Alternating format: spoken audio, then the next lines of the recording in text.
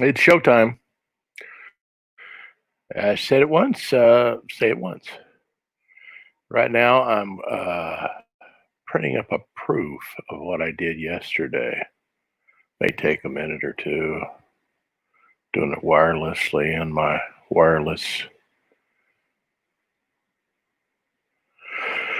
all-in-one Workforce WF7720 Epson printer, which I kind of like. Enables me to. I had a XP 430. I still have it, but it only does 8.5 by 11. Well, that's not very good for comics.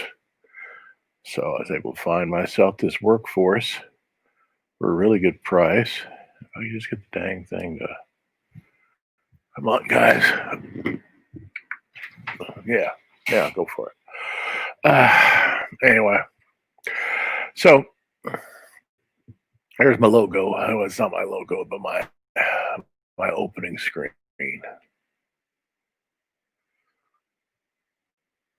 There. This is what I did yesterday. And I'm trying to print it up right now.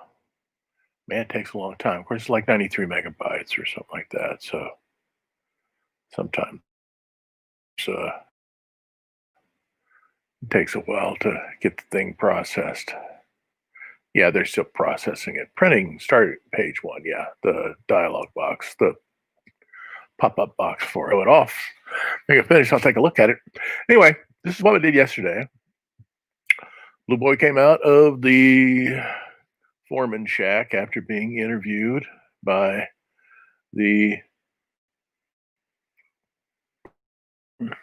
sheriff. And he looks around. And, I'm not going to tell you what I'm going to put here. That'll happen in a little while. And then the next page is this, except it's a sketch. I'm going to draw it today. First, to be a good idea to save.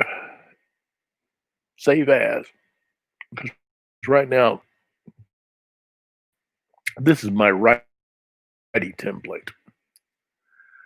My righty template is on the right hand of the gutter. But well, we doggies. What's that? Oh, I've been very stupid in page 79. Yeah, page 79. Okay. Except I wanted to turn it into well, I don't have to do that right now because I'm not going to mess with all this stuff until I get the actual drawing done. So I may as well write. Still printing page 78. Okay, so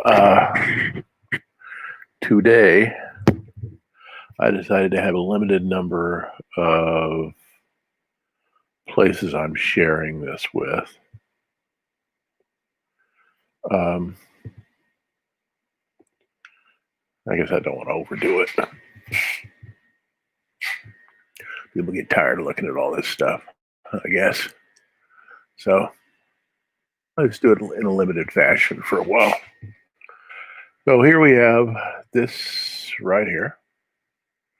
And this is my brush. And so maybe I'll just go from the top to the bottom. Oh, I wish I didn't do that. That trackpad is just not so wonderful. Okay. So I'm going to bring well, what I should do is clean this up. Yeah, why don't I clean this up? Think like this right here. No, that's not what I want to do. I want my dodge tool.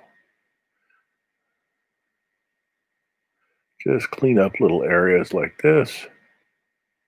Like, get rid of this guy's hairy arms. He does not have hairy arms. I don't know why I did that day.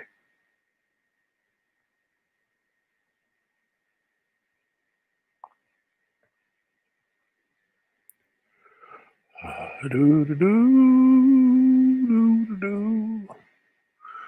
I'm cleaning it up a little bit just to get the idea that he has hairy arms like my brother-in-law.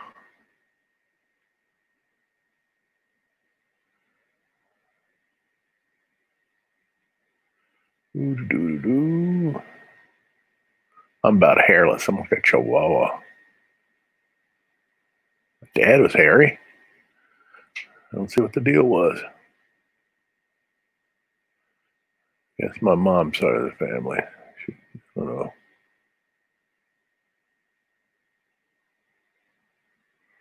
But my wife's glad I'm not hairy. She don't like hairy.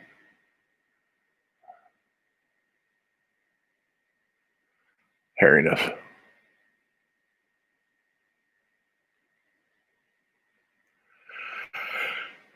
She'd like me to have no whiskers either. Oh well. Can't have everything.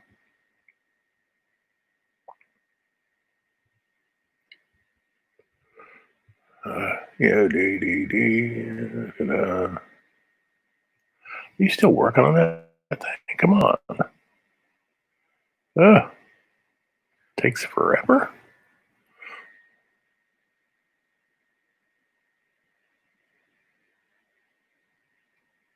I guess I could just, obliterate some of these areas and just draw them in. I probably will.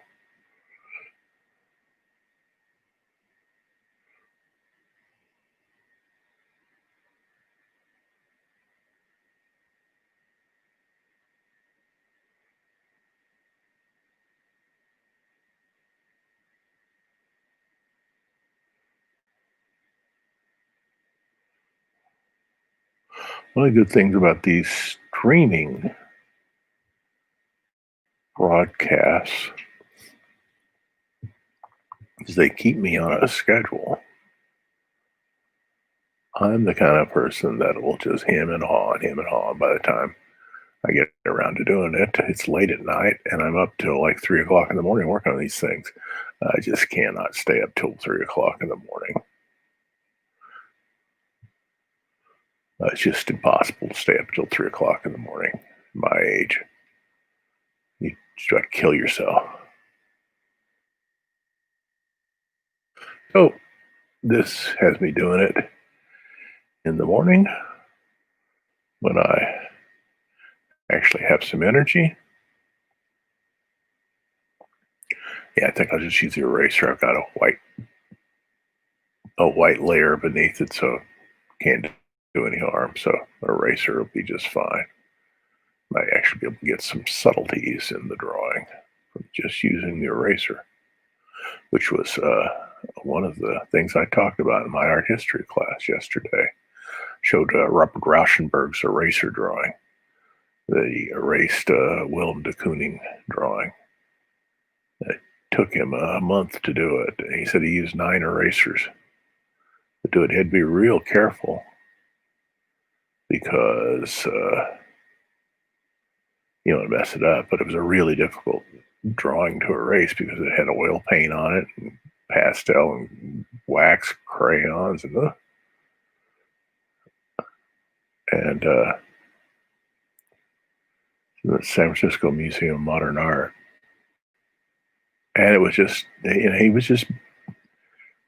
these guys were mimicking Dada, mimicking Marcel Duchamp, all that other stuff, which fine and dandy. That's an art world that I was in at one time, not in like in, but I was on the outskirts of it.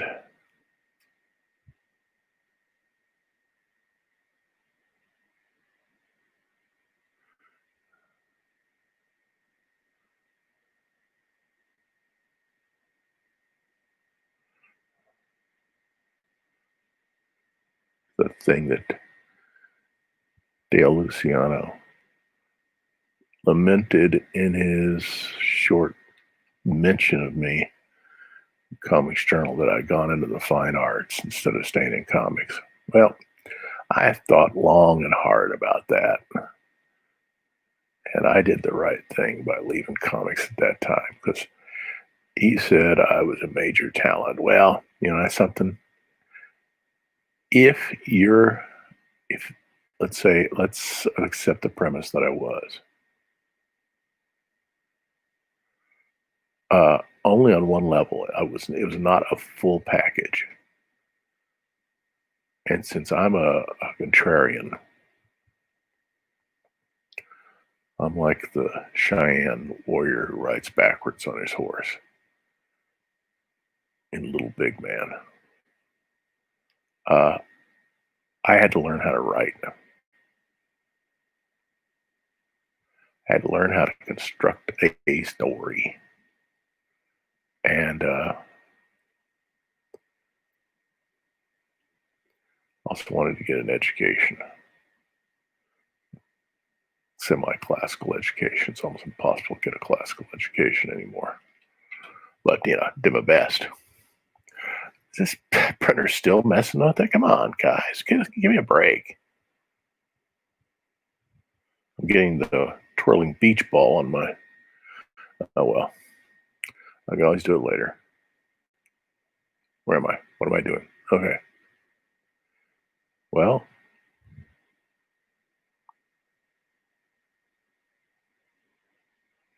That's interesting. Okay, I'll save this thing. Sometimes when you save, it does something. I don't know.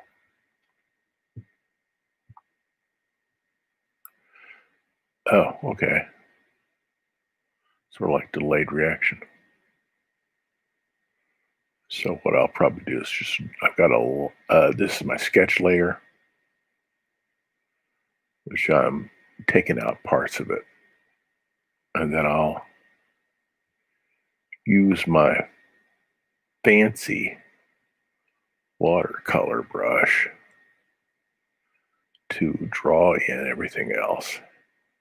And it'll be a little different than what I just did, but not that much different.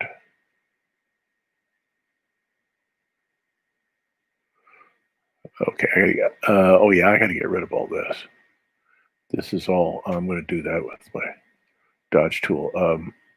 This is just where I was making notes about where the blood stains are when Blue Boy was holding Clifford in his arms when he left this world.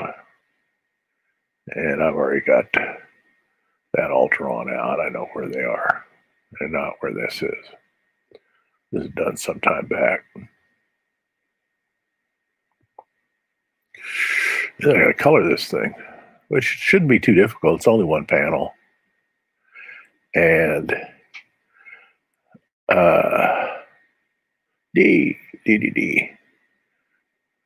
these guys here, I've got to make, stop that. Make them these guys here. That shouldn't be too difficult. It's not horrible. La la la la la la la la. Yeah, okay, back to doing that. So I'm feeling real good this morning. My beautiful wife and I laid in bed last night, took the Fire Stick out of the TV I have in the Florida room where I'm doing all this stuff in the back room. In Florida, they call it the Florida room. And we were lucky enough when we bought this house. When I walked in, and I saw they'd done an addition on the Florida room. So it was a big, huge Florida room. I said, I'll take this house. Because it's beautiful. And we're going to have to put a new roof on it. It'll probably in a week or so, they're going to come and put a new roof on it. It's a flat roof.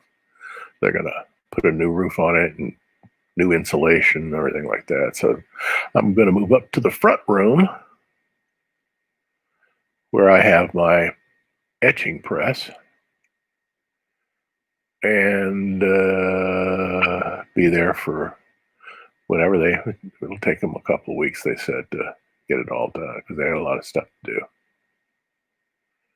This is Florida, and the varmints are always trying to make a home in your attic or underneath the house. Last time we tended the house, we killed an entire family of rats. We didn't know they were there. And so when we got back after a day or so, these big honking horse flies started appearing in the Florida room. I said, "What the heck's going on here?" So I called in a pest control guy. He looked down there and said, "You got a whole family of dead rats down there." Uh, yeah, I guess they'd been down there for a long time, but we sealed the house really well when we bought it.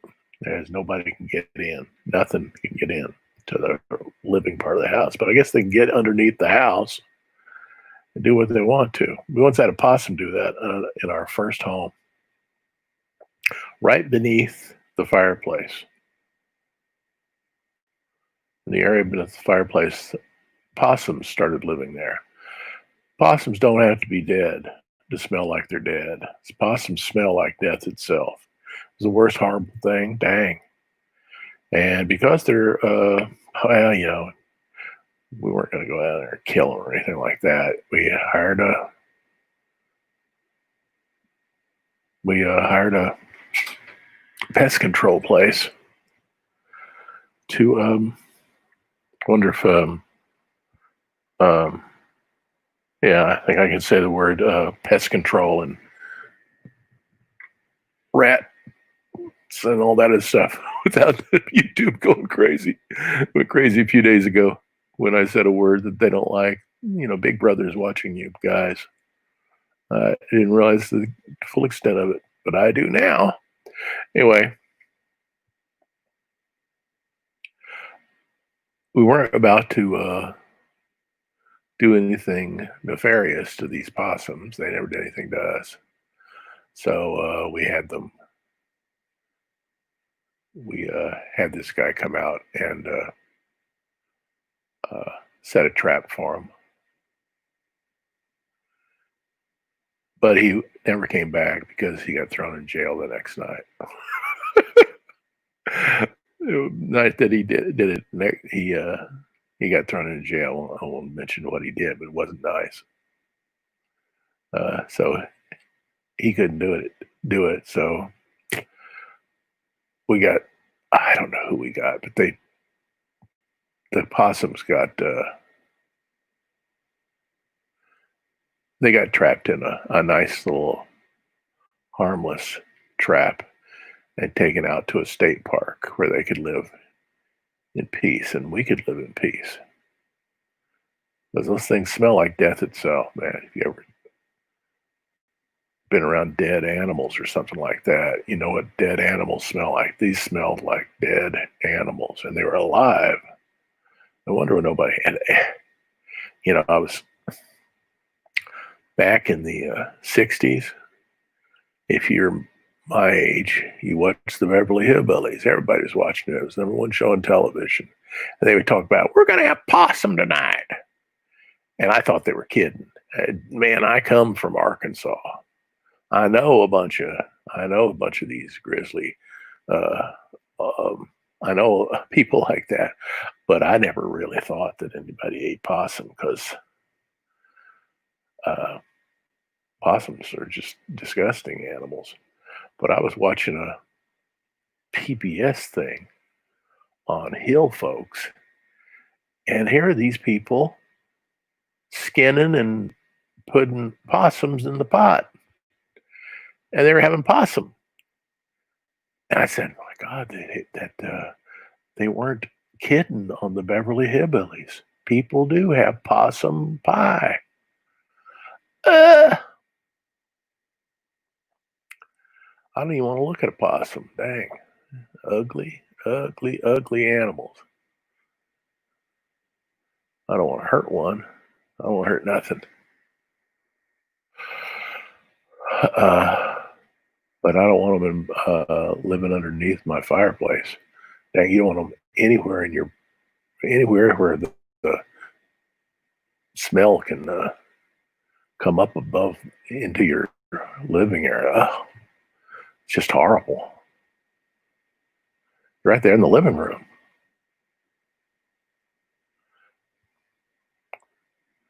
So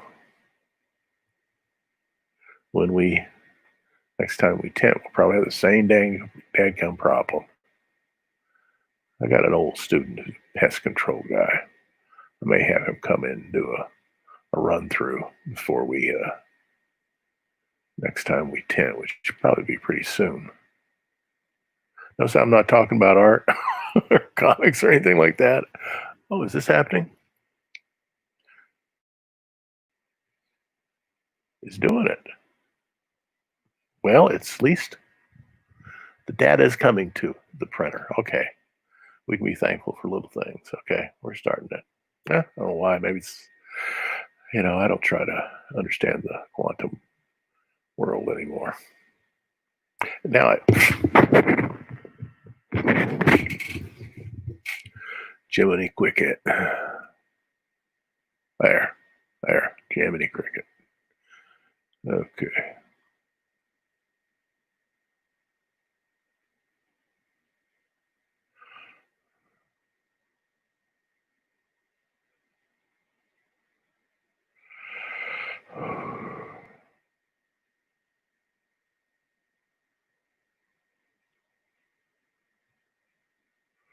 Okay, it's starting to get cleaned up a bit.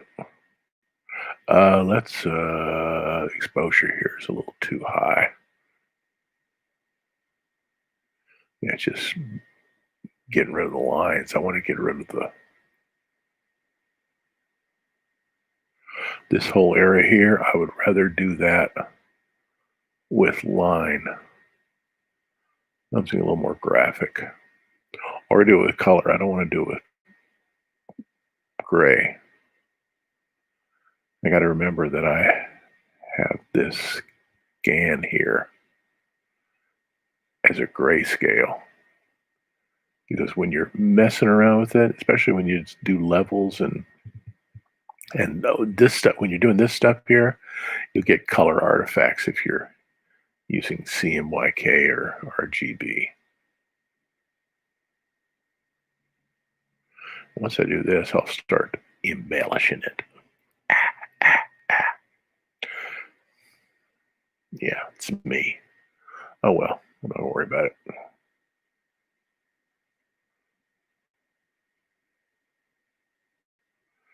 Might as well warn you guys, probably come July 15th, I'm going to do a Kickstarter campaign for the first issue of Blue Boy Brown in print. It's going to be a limited edition, signed and numbered. Just like it was an etching or a lithograph. And if Dale Luciano was correct, then it will be a collector's item. Definitely a collector's item. And we'll see. I know what I have in the can. I know what's going on. This is a 9-book series. I know what the story's about. I know that it builds and builds and builds and each book plays upon the other books to where by the time I finish it up, it's like epic, like an opera.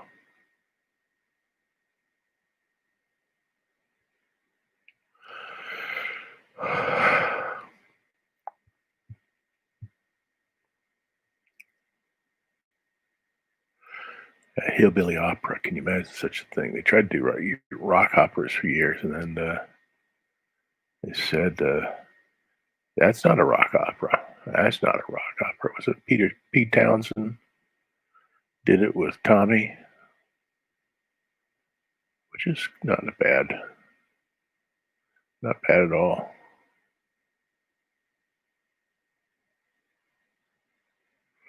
Okay.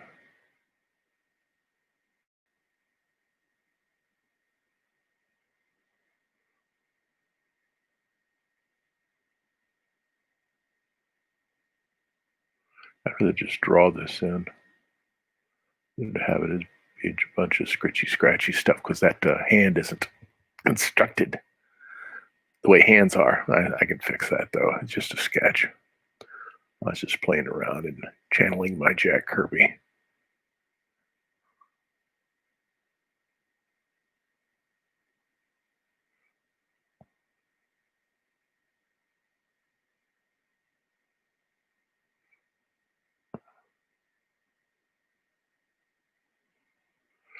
Bebop, boop, boop, boom.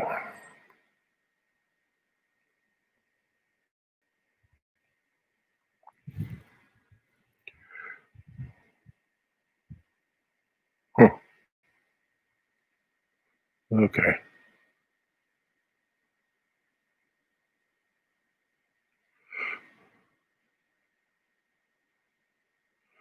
Mm.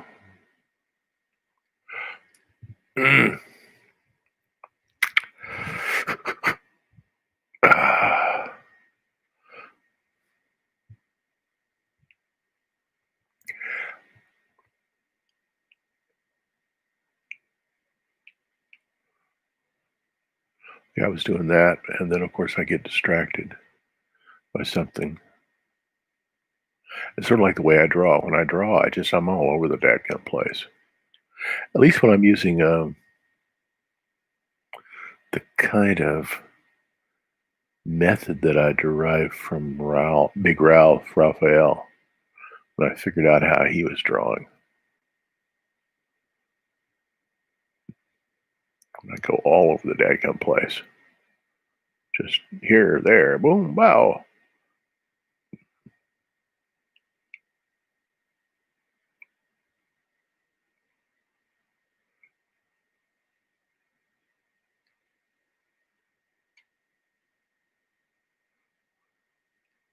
It's amazing how a project like this,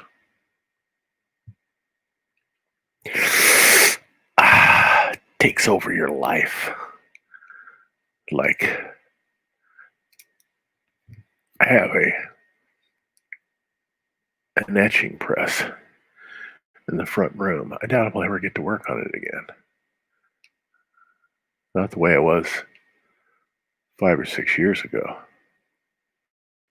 Cut. Well, the layer is locked. That was the wrong layer. What was that? Because I've got this going. I'm sure this will take the rest of my life. I can't imagine doing anything else. This is just, I've been working on this for so many years, and the etching stuff was sort of like I had taken a break. I wasn't ready yet. Completely missed the graphic novel revolution that was going on in the comics world, but I wasn't ready yet. And I'm not doing this to become Mr. Comic Book. Give a hoot about that. If I wanted to become some kind of big deal, I'd have stayed in New York. But there I already have people who thought highly of me. But that wasn't it. This is it. This story, this way I'm doing it, this is it. This is what I was working on. Strange enough that all the time that I was fooling around in New York, I was doing research on this story.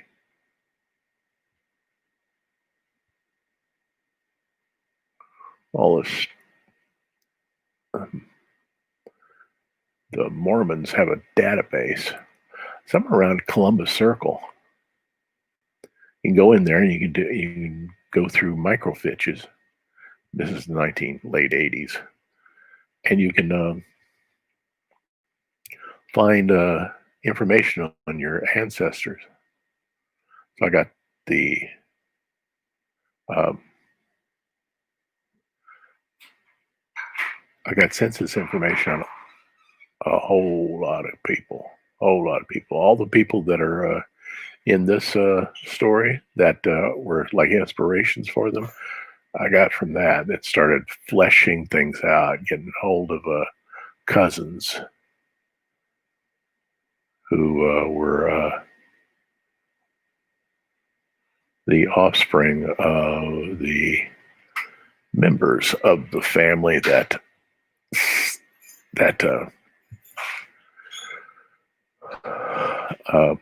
inspired, was sort of like the skeleton for this. Got a hold of them,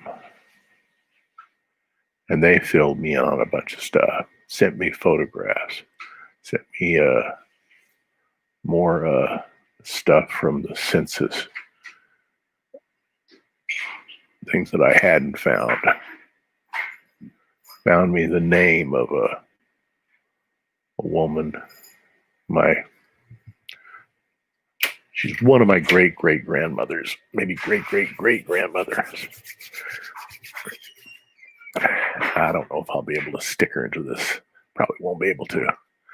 I do have her in another story.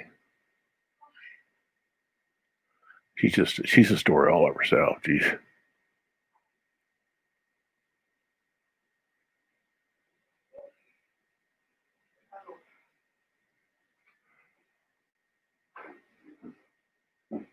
And I want this to just be line. I don't want it to just be me scratching in there. If I do it, I'll do it digitally. And we're gonna really have to clean this stuff up.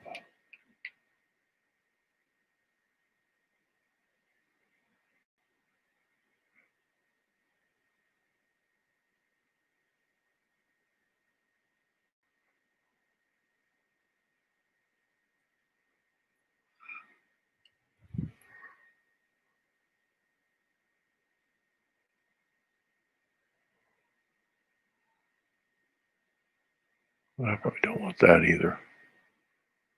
There are easier ways to do it, better ways to do that.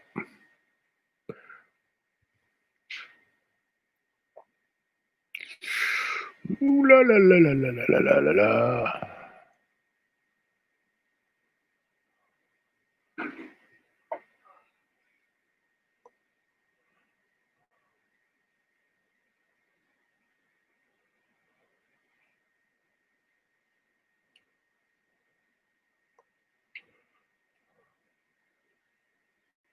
I was reading an article this morning.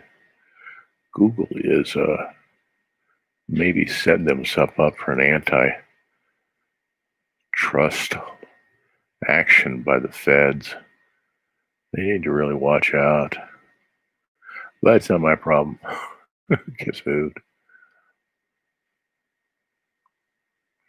Yeah, I would make that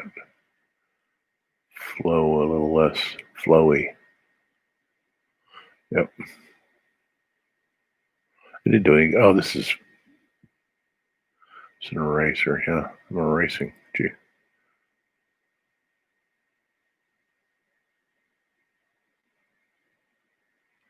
Yeah, I can do that. Let's do it like this.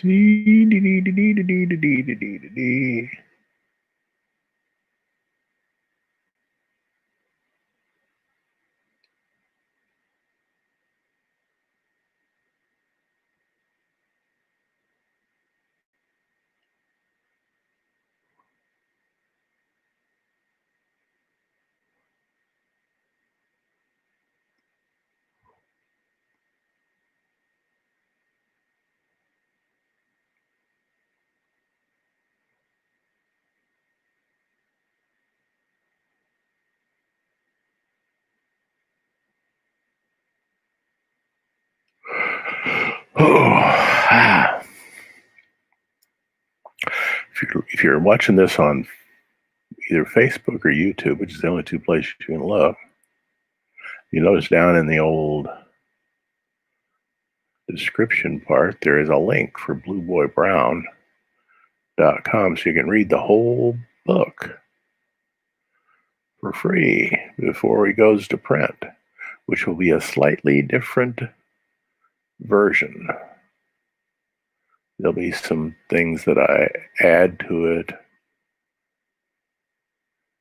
that I edit.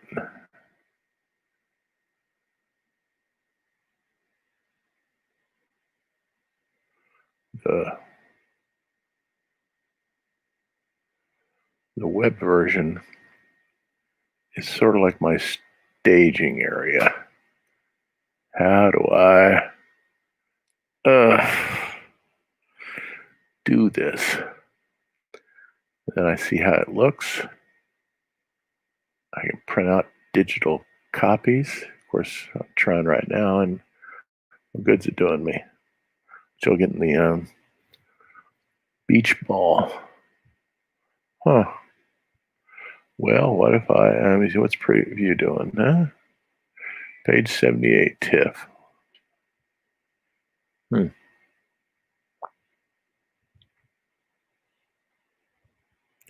going to force you to quit, bud. And then I'm going to go up here to, what do I have here? Page 78, where are you? Are you page 78?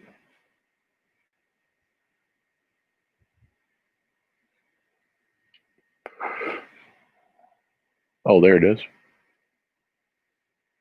Can I do this again?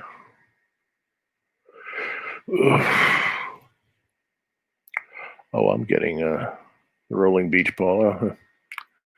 Let's just go back to this.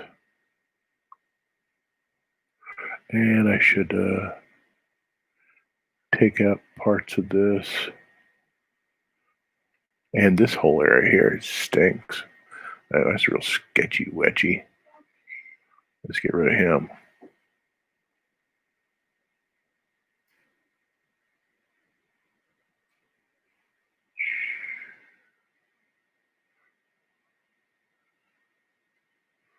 That's not so bad, but I'll use the dodge tool for this. I can clean this up a bit.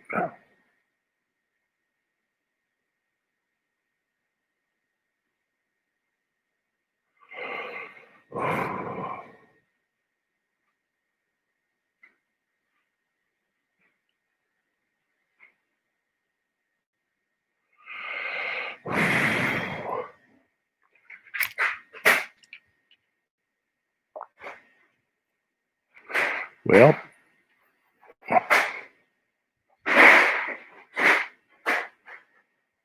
try it again.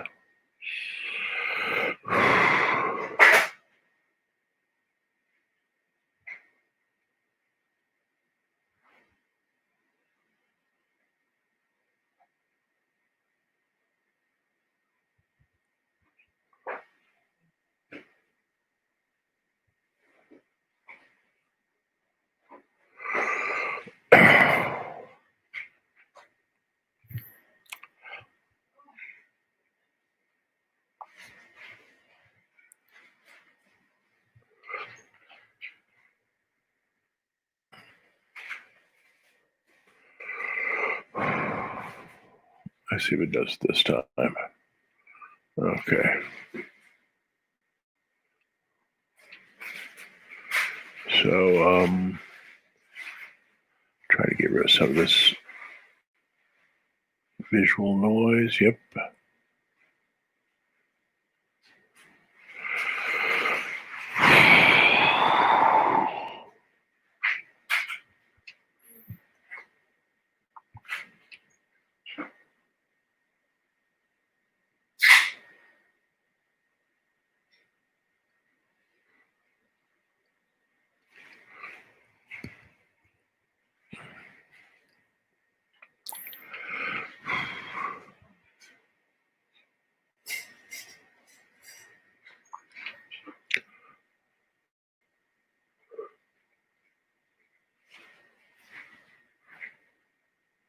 Yeah, it's a little bit better. I don't know what this guy's doing. I'll try to figure that out when I'm drawing it. Okay. Okie dokie. Let me see up here. I don't think I've messed around with his head, his face, which has to be somewhat different. And I don't want those lines in there. I don't want color to do that. So I'm just going to kind of ghost all this. Because all my redrawing is going to be on the layer above it. So I can mess around with this all I want to. Doesn't matter.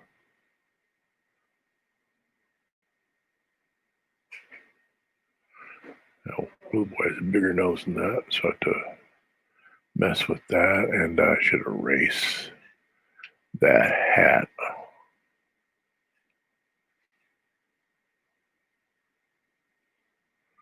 The hat's not going to do him any good. I can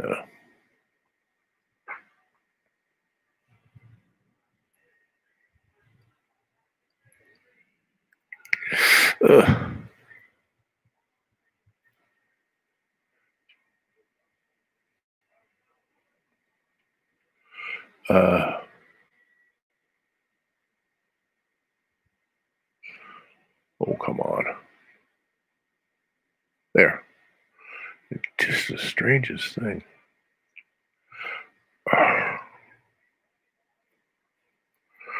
I'm shaking my hand.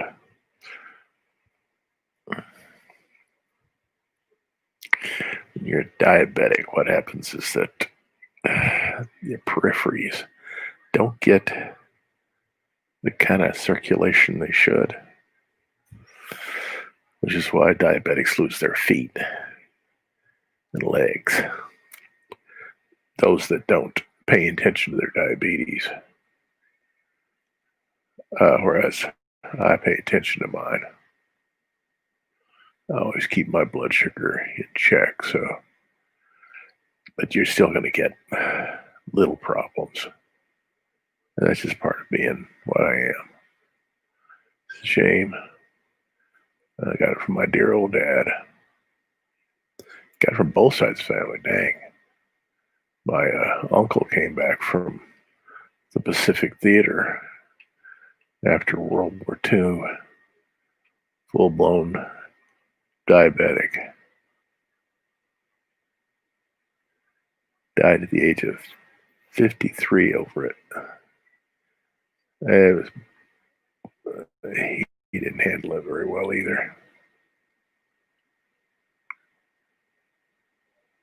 So I decided I would handle mine well. I'm real good at grocery shopping. Looking at all the labels, figuring out how much sugar's in it, figuring out whether or not this is in my my database of glycemic index of less than 55, which I got from the South Beach Diet website.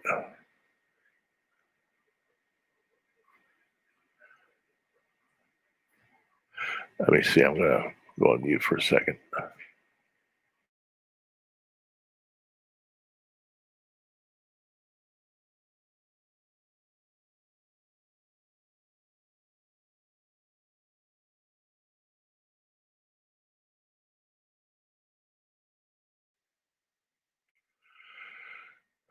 So let me see a little more. It's just a matter of going around and cleaning it up. Let me clean. I was doing this over here. Well, I should save this thing. Every once in a while, you should save, even if you don't want to. I'm getting it to the place where it's sort of getting cleaner. When you're doing lumberjacks and forest scenes and everything, you have to become something of an expert on trees what they look like, what color they are, how things branch out, how things look in the winter as opposed to the summer.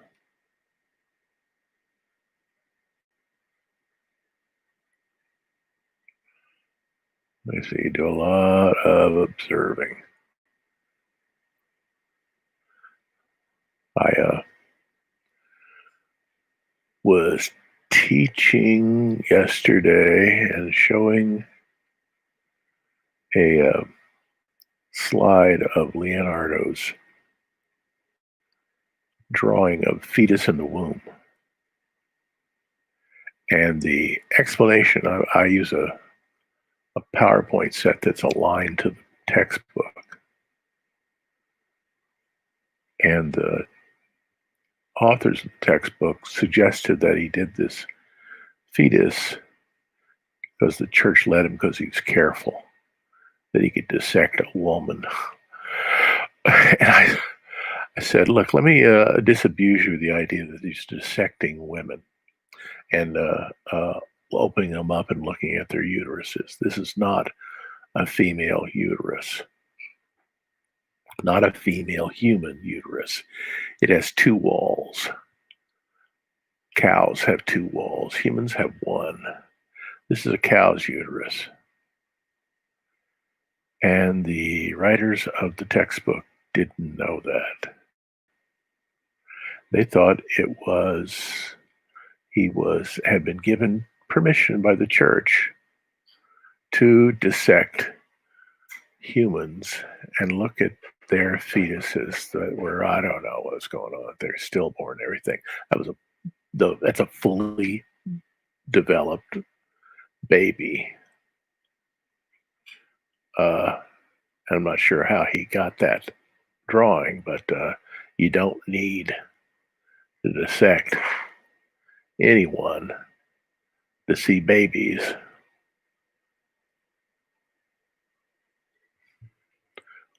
All he had to do was find a woman in childbirth and observe.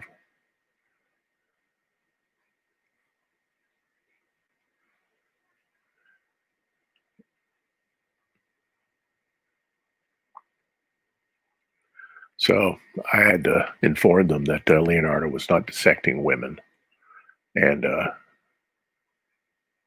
he dissected a cow. And he did not know that a woman's uterus and a cow's uterus are fundamentally different things. Yeah, they both hold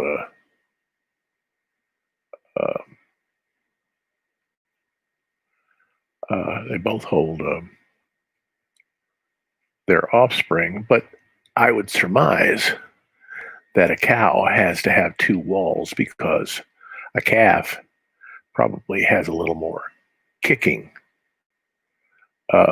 power than a little baby. Since a calf can stand up right after its birth, it's probably a little more feisty, and you have to have a much more robust design for your uterus. So there you go. Leonardo had a reputation for being something of a dispassionate observer of the world, but he wasn't going around dissecting women who had obviously would have had to have died in childbirth, something like that. Yeah, the family would say, "Oh yeah, sure, Leonardo, come on over here and cut mom up." What you have to do to. Fortunately, I have read up on all this stuff. I'm not as naive as the writers of some textbooks. We'll lock that sucker, bring this over here, and it's going to be a multiply layer. And then I'm going to just play around with this. I've got a little bit bigger.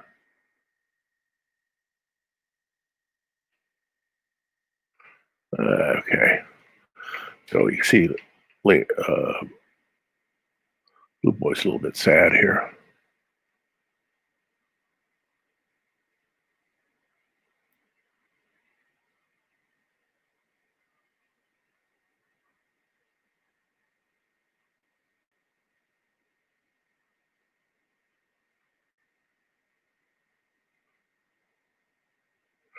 But I also think, yeah,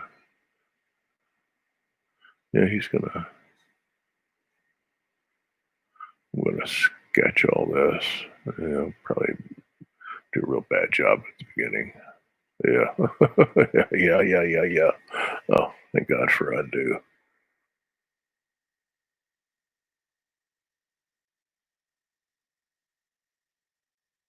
That's not what I want to do. Okay.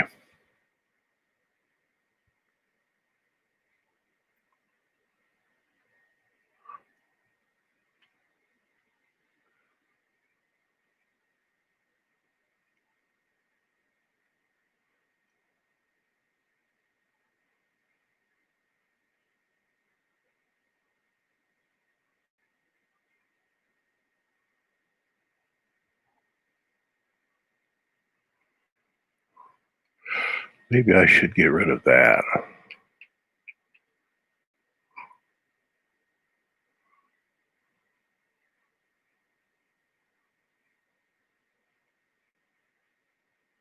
Just get rid of that altogether.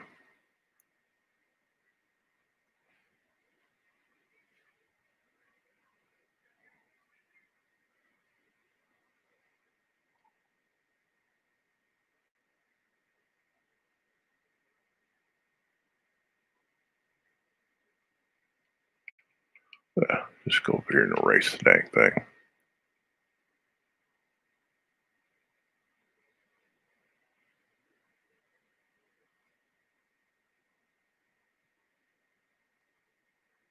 Well, I don't know. I kind of liked that part. I could play around with getting rid of that, get rid of a little bit of this, a little bit of that, leave some of that.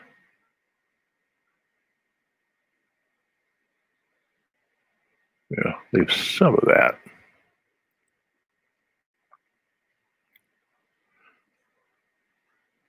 And then go back up here to the line and try to figure out how I can do that.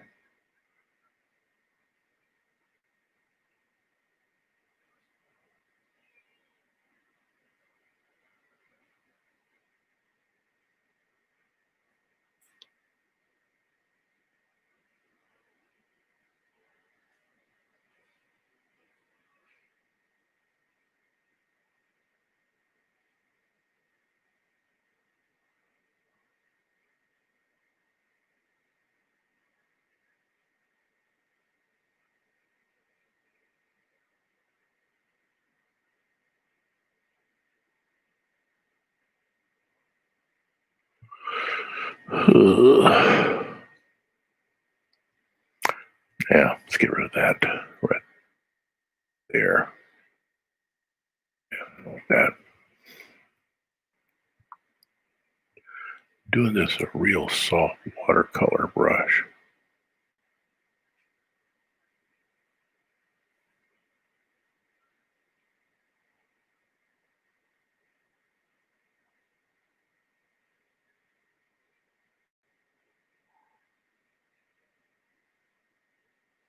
Ugh.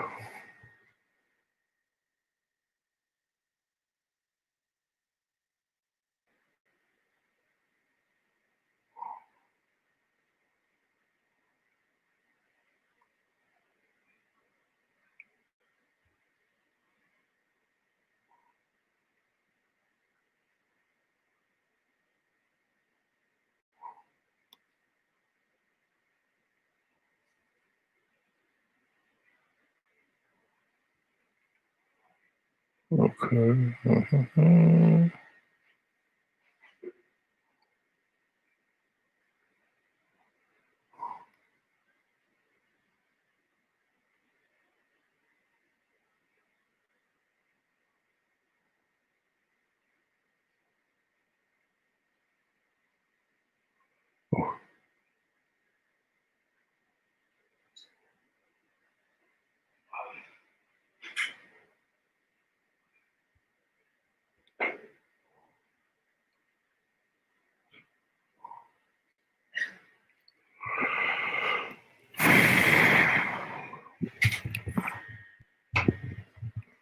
Maybe those eyes need to get a little bit bigger.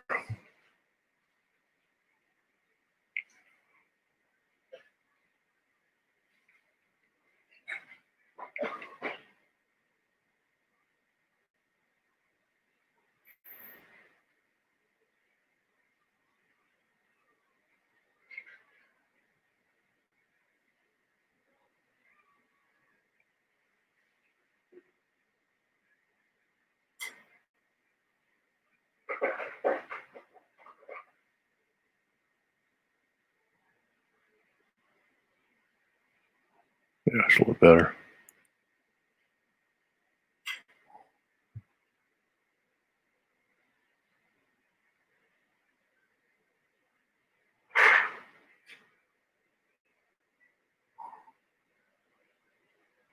Yeah, probably need to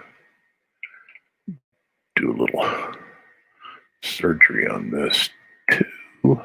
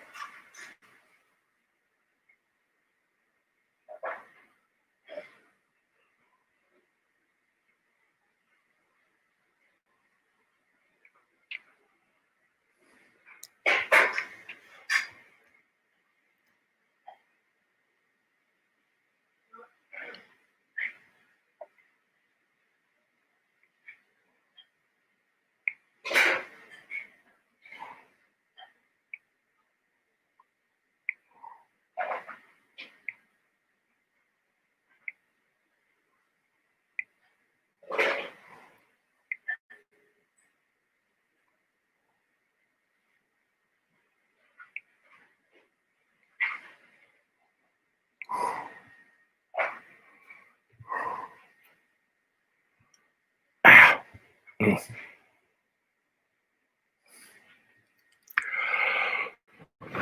Okay, let me see. Probably down here, I need to get rid of that little thing right here. This whole thing down here doesn't work too well either.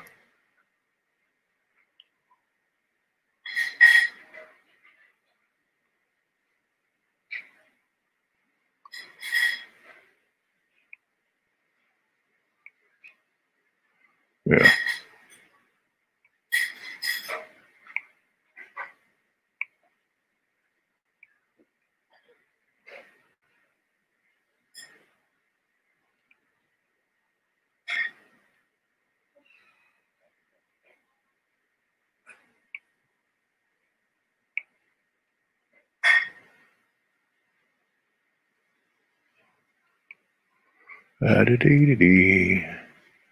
Okay. A little bit like that. Coming up.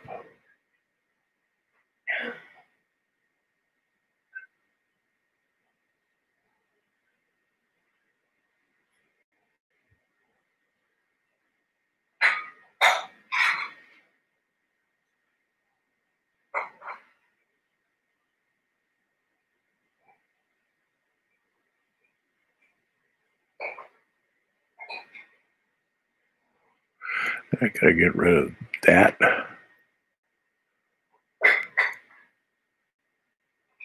Right there. Because that was just one of those test lines. Is that where that goes? Ugh.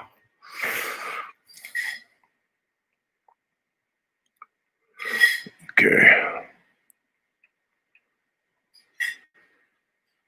I probably need to bring this up a bit. Yeah.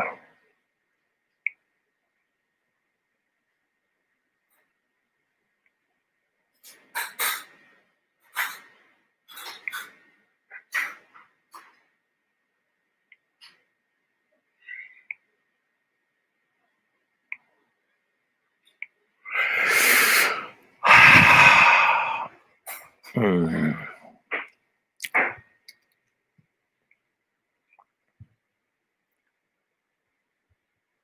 Roberto Martel is watching me. Roberto Martel. Hey, bud. Happy birthday. Oh, you had a birthday a little while ago. I remember in 39. 39, boy. I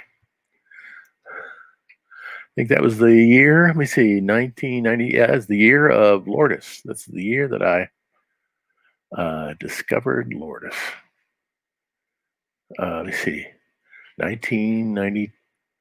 Yeah, that would be the year that I discovered Lourdes. Boy, what a year. Living in New York City. Saw a photograph of her.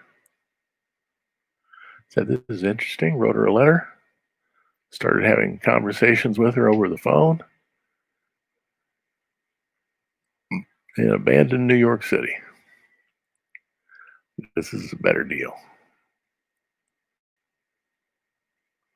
Whole lot better. And Roberto, you know her, and you know I'm right.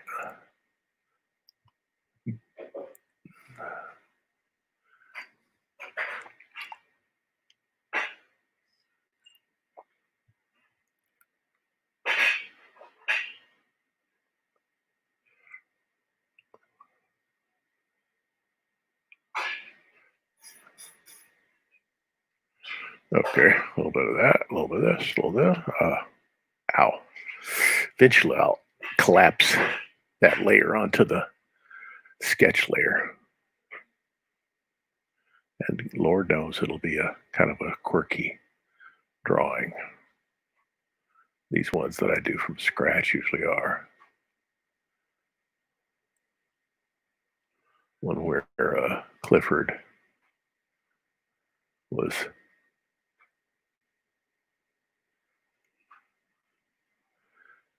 had a pike pole sticking out of him, was pretty much from scratch, but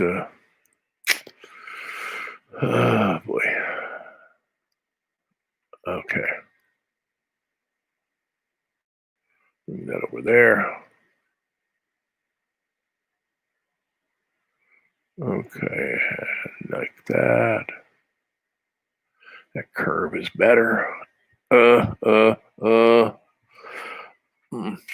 Let my I guess I'll have to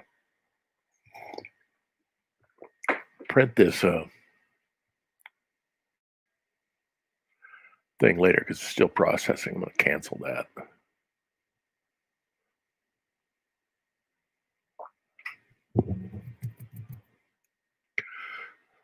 Yeah, just cancel that sucker.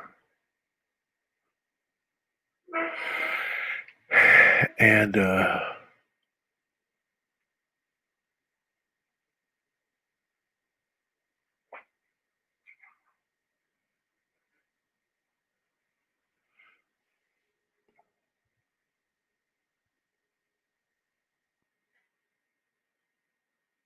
I was doing this over here.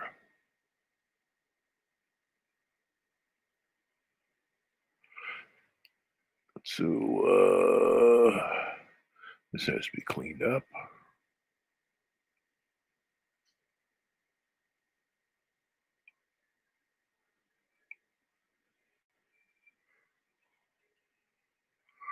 Okay.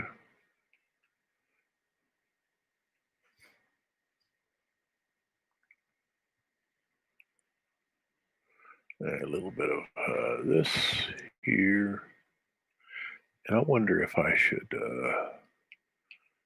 sculpt old Blue Boy's chin a little bit. Right there, it probably needs a little more.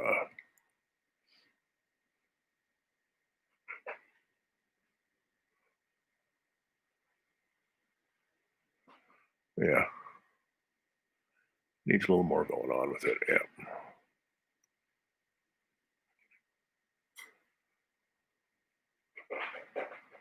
Yeah. You need a little more room for his chin. That's not what I wanted. I want this over here. And I'll do this here.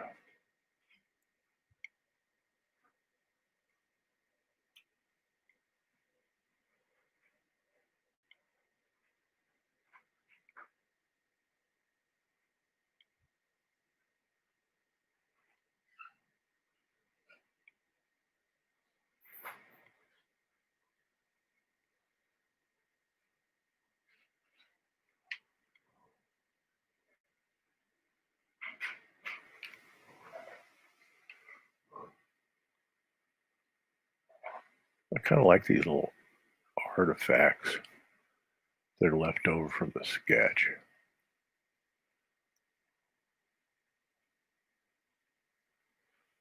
I don't know why I do, but I do.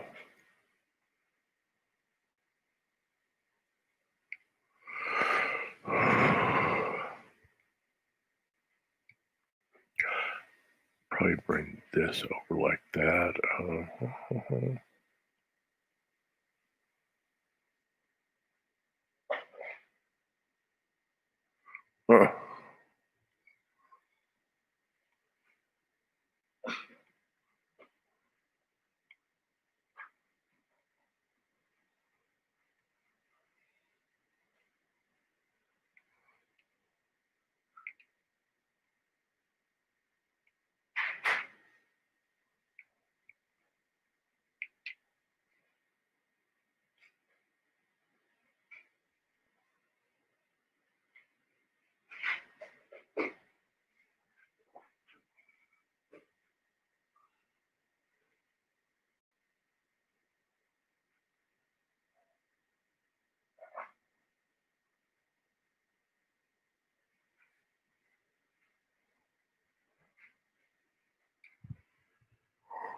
Okay.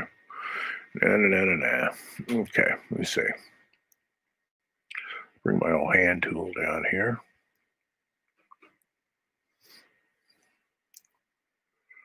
And see if I can start constructing this area over here.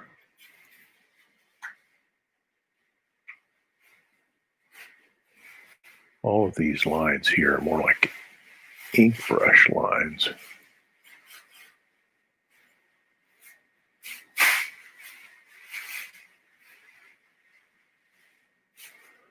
And watercolor could be like that at times, almost like ink.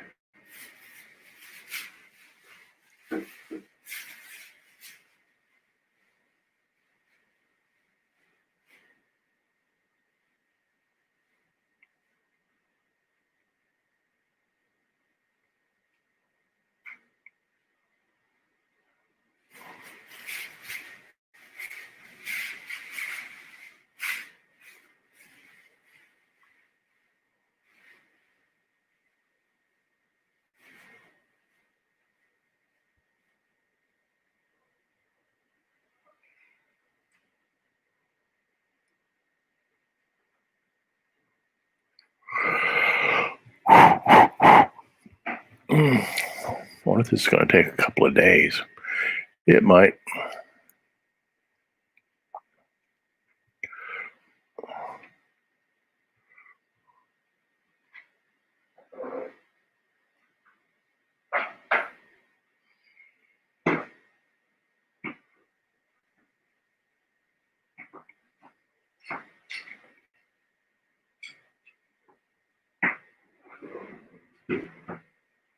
Do do do do do do do do.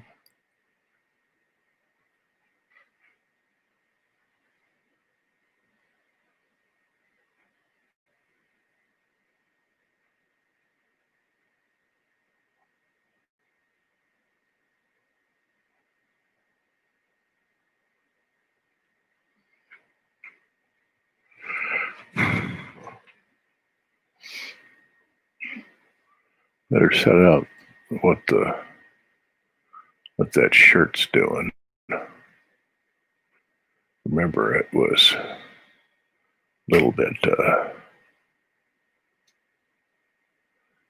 skewed in the previous frame.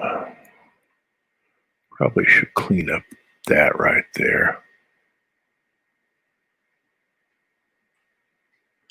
It's a little too dirty.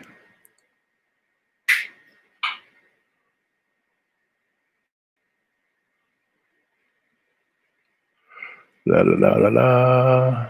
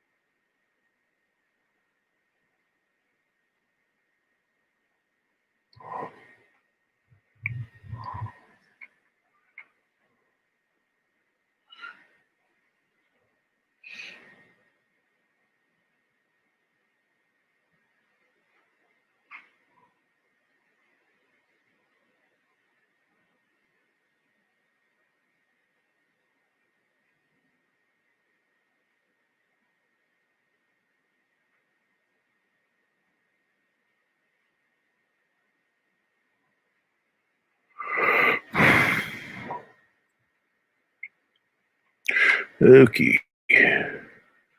dokie. I should size that a bit. And then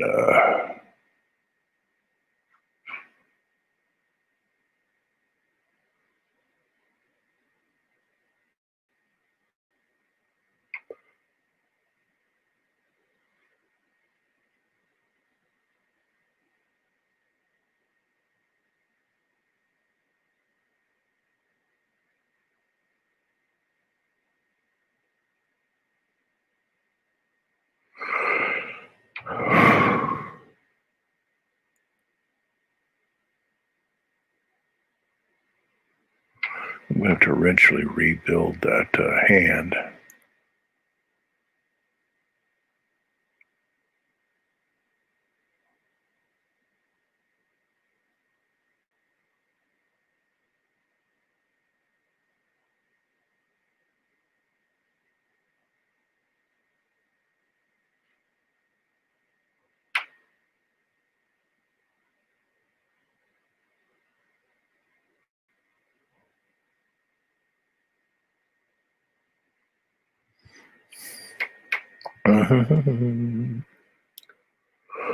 Oh.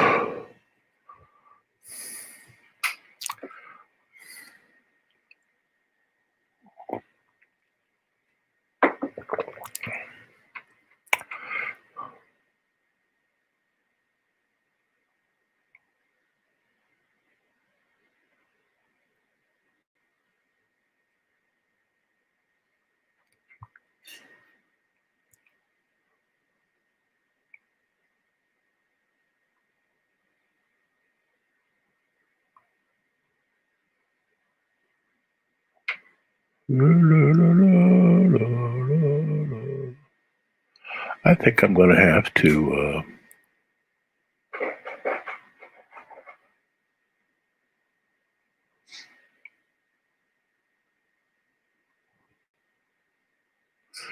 take advantage of my Spotify account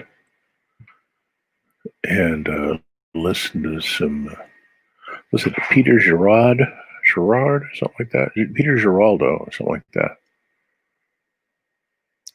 Listen to some of his Charlie Brown suite today. I'm a big fan of that guy.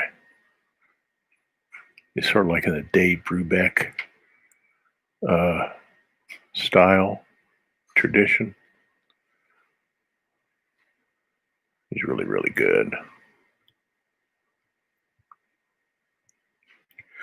And anybody who was alive in 1965 and saw the first Peanuts Christmas special knows what I'm talking about.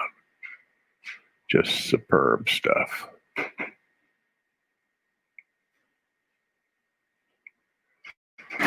That everybody remembers that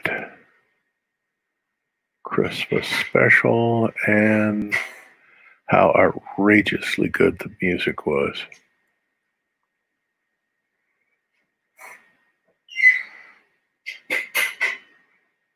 I don't think he's alive, but I'm a really big fan of his.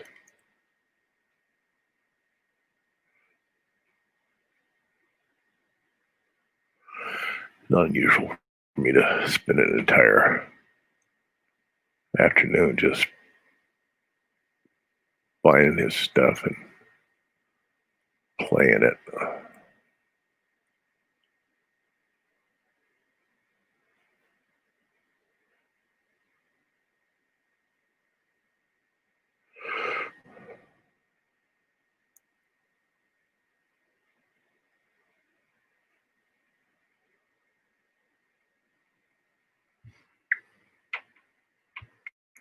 Don't have to do much to this arm. This arm's not so bad.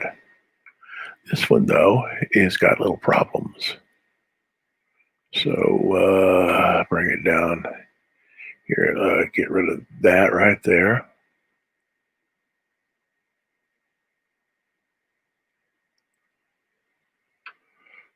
And I don't know what that was doing. I know what that is there.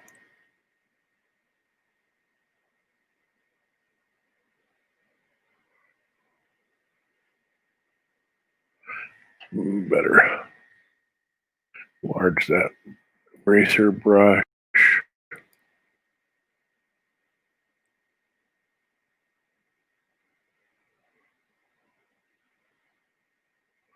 Okay. Back up here to line, see what I can do about this. Now this is that. This.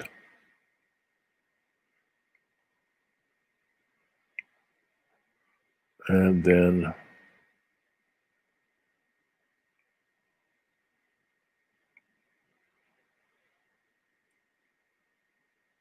I don't like that.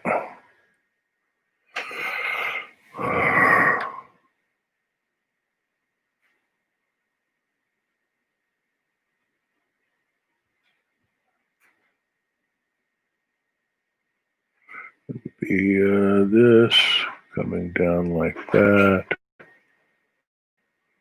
Coming up like this. And then I could probably just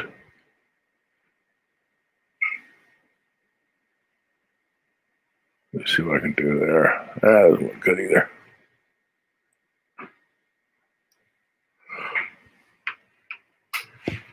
I'll tell you what I know what I need to do. Just rotate this sucker. Yeah, so I can actually see the dang thing. Occasionally I do the right thing there. Okay.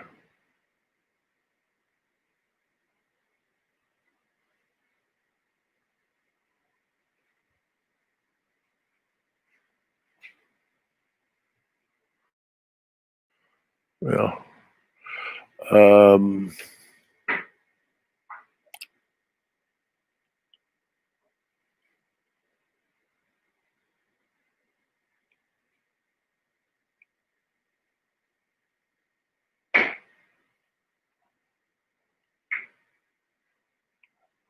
then I can get rid of some of this. Oh, this is a little too, there's too much going on there.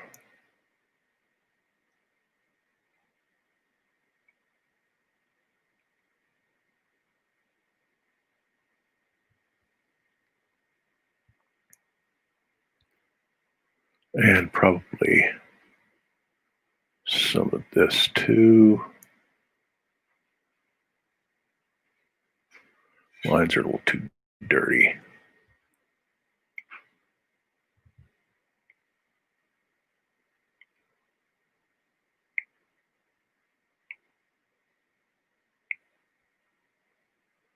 Yep.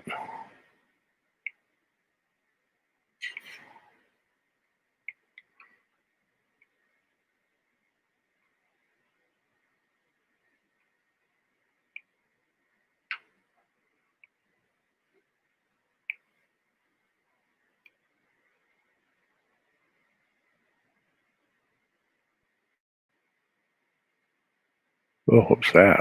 Did I lose my pen? That sometimes happens. Let me see. I didn't want you to do that. Ooh.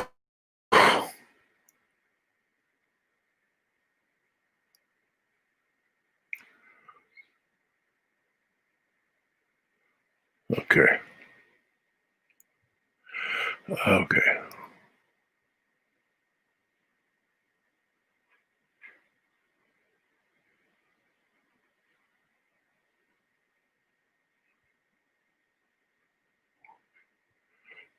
Okay, get rid of that right there.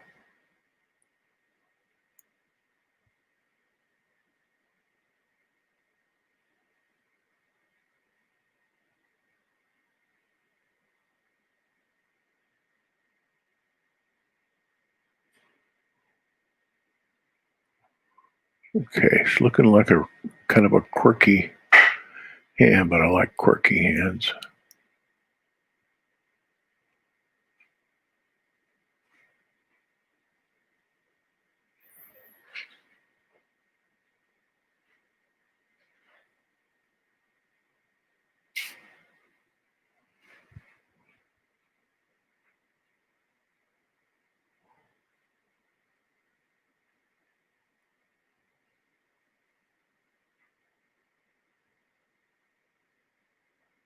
Okay,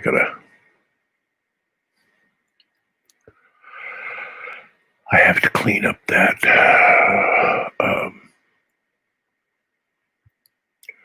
right there. I have to clean this up big time.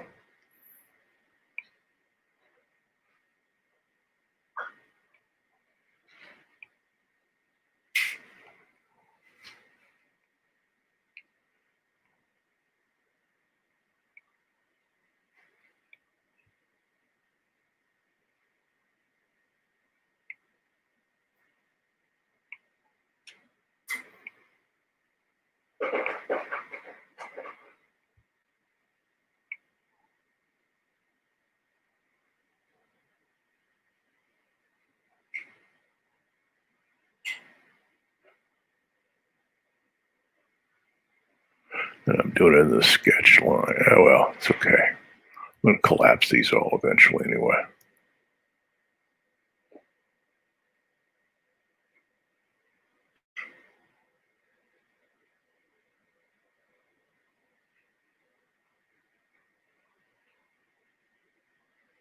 When I use just my mechanical pencil to draw a page, the lines are just like crisp, really crisp, because you can do lots of cool things with the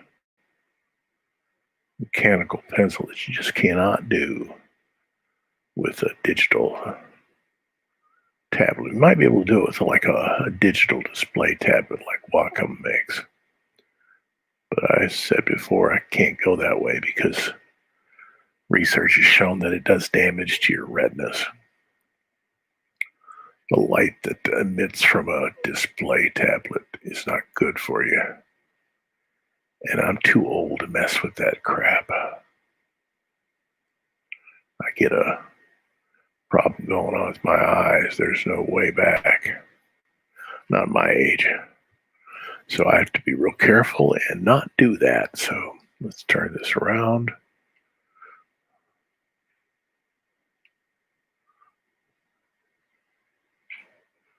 And I'm at 0. Goody. Get back to the hand tool. So that's not so bad. I can actually do a little bit of drawing here. Okay. So back to the line area, and don't know if I want this guy's hat exactly. Yeah. Intersect with Blue Boy's. I can get rid of that real easily because they're on two separate lines, separate layers. Good. Now, what about this guy's head? Let's play around with him.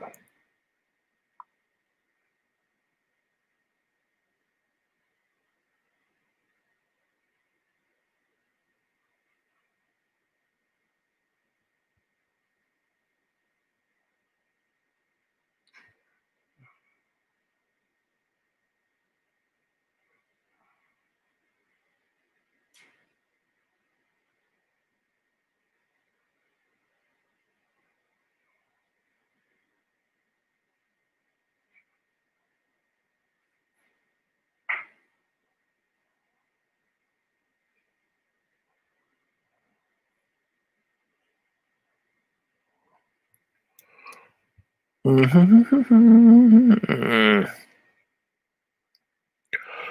this guy's hat. This is this guy's hat. So what's this going on here? Where's this guy's hat? Hat.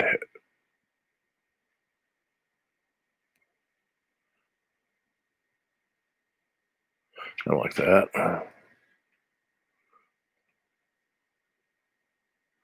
So it could be coming up like that. Let's just have it like that.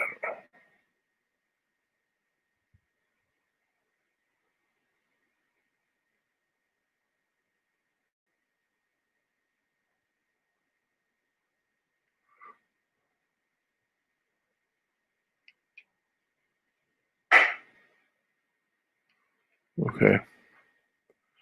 Then go back up here into this there. Okay.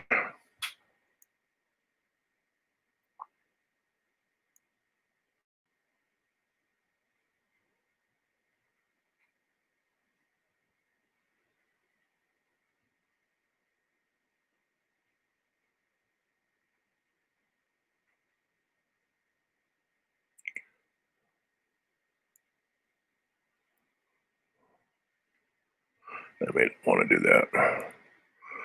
Okay.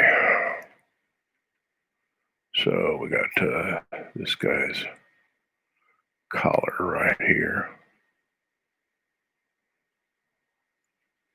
This coming along like that.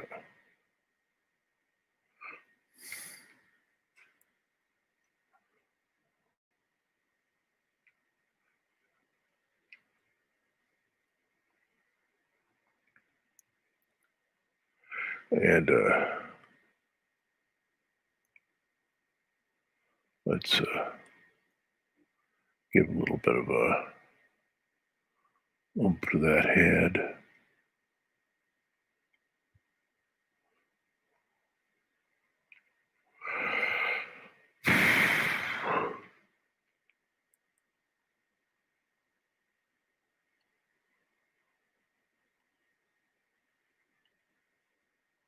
What's that? Dang.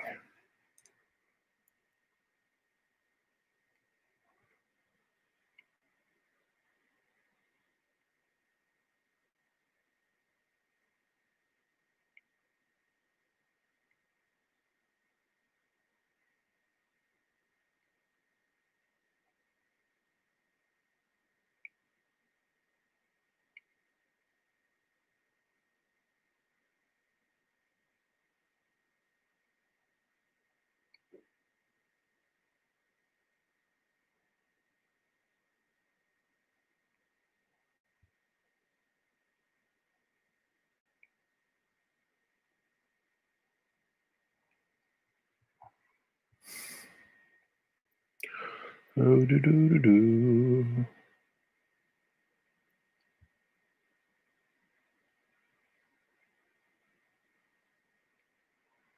Okay.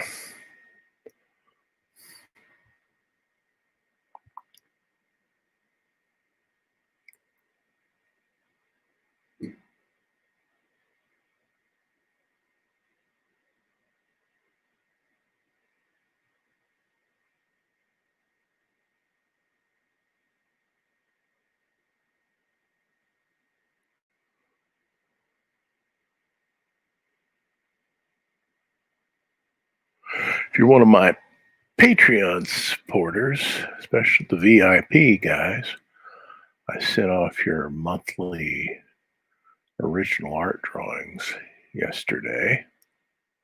You should get them by Friday, I would think. I have a special going on where I'm new to Patreon, so first 10 supporters get original art from the comic book. So I sent one of those out yesterday. I got 4 places left. I guess this Patreon thing takes time to build up.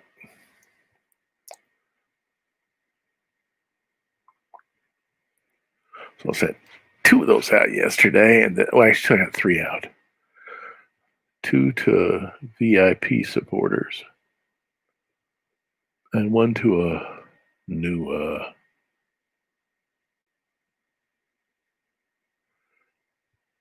guy who signed up.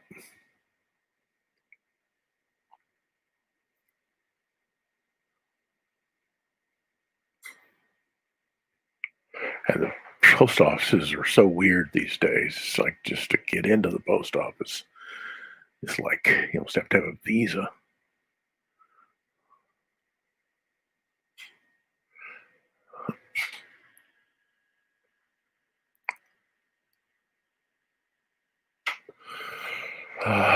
Let me go mute for a second. Tell my wife that her sister's on the.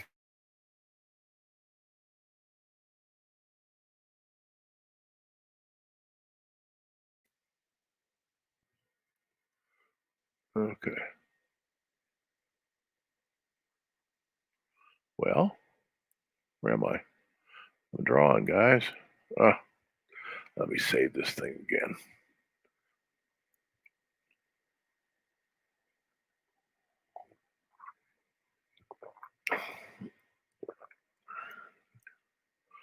Okay. Okay, that's working.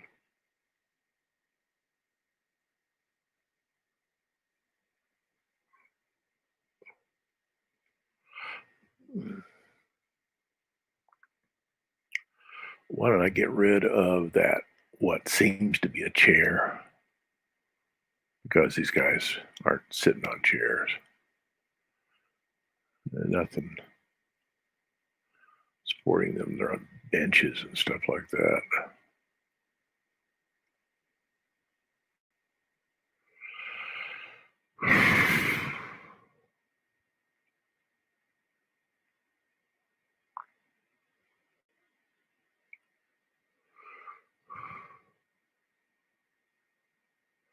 So maybe one of these mornings I'll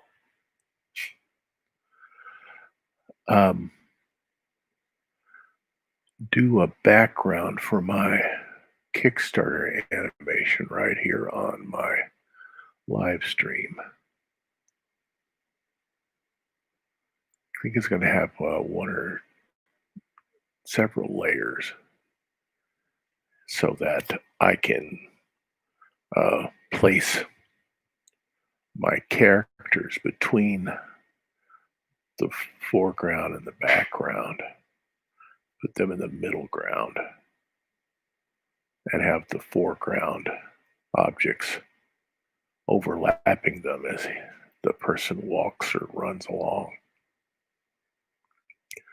which is common in animation. Disney pretty much invented it with his multi-plane camera.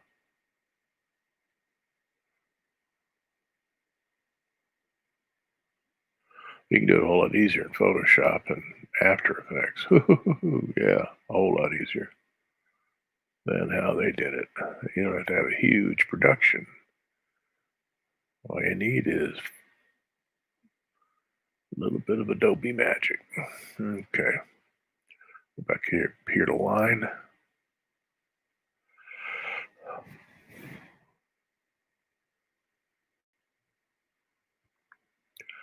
Okay.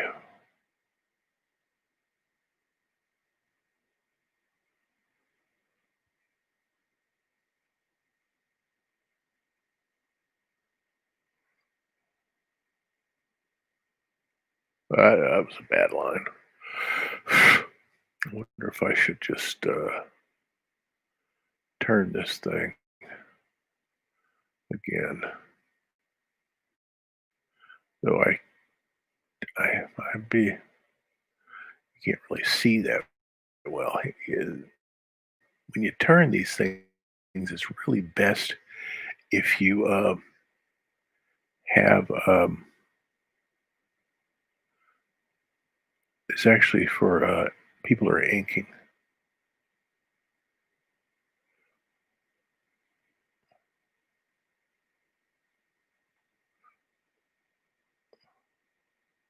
Come on, come on. There. Yeah, it's best for people who are inking, who are trying to draw straight lines and stuff like that. It's not for people who are trying to actually draw.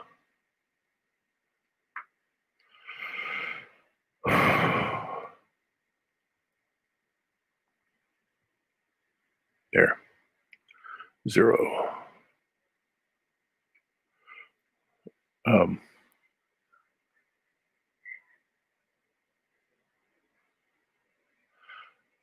I guess I'm just not made for a. I used to do digital drawings back in the 90s on this huge Wacom tablet that I had inherited at our school. Somebody had it and I got it hold of it because I was teaching graphic design. And I did some pretty cool drawings on it. But I was 23 years younger too.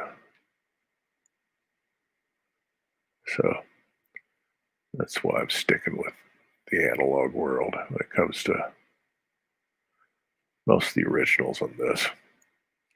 It's just smarter to stick with something that you have lots of control over.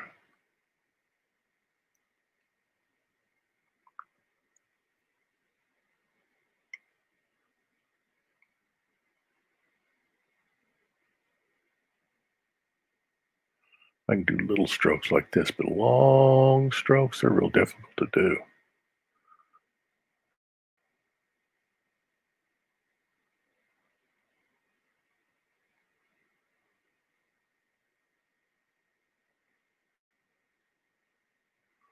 Okay. Then go down here and clean up some of this stuff.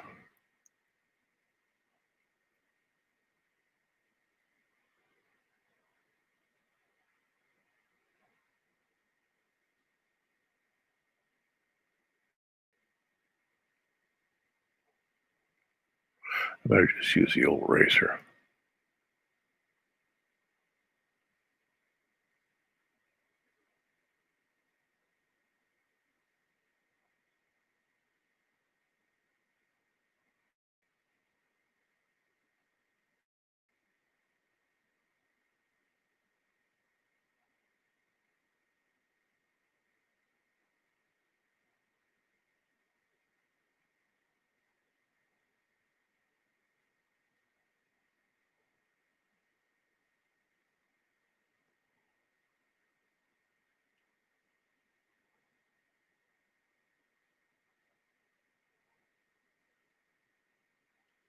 Okay, getting there.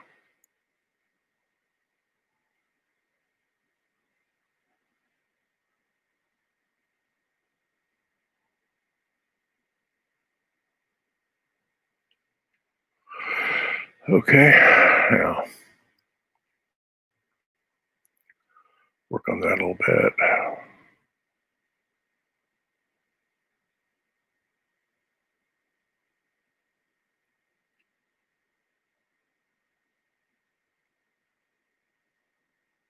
I don't know what I'm doing there.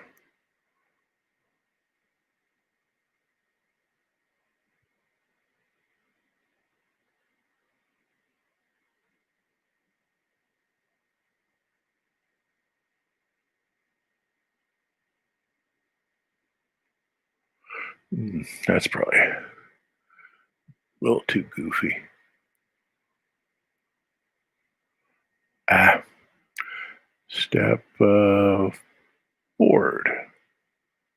Yeah, I don't know if that was the right thing to do, but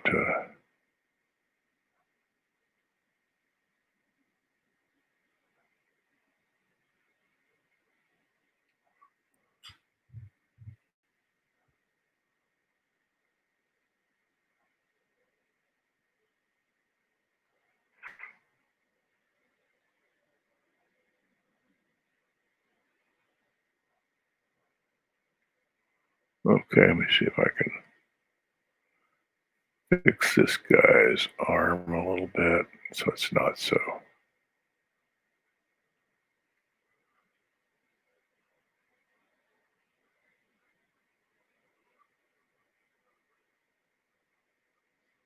Okay. I'm not sure that's any good, but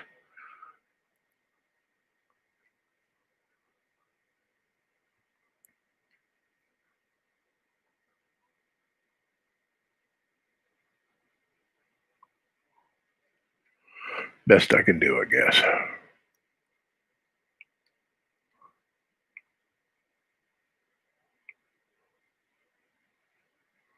Okay.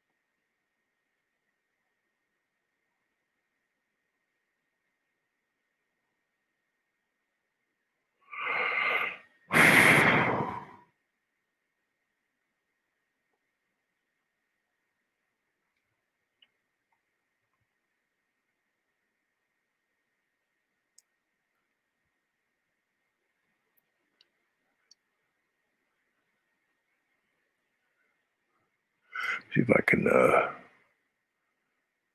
accent this post line without. They're turning around. Okay.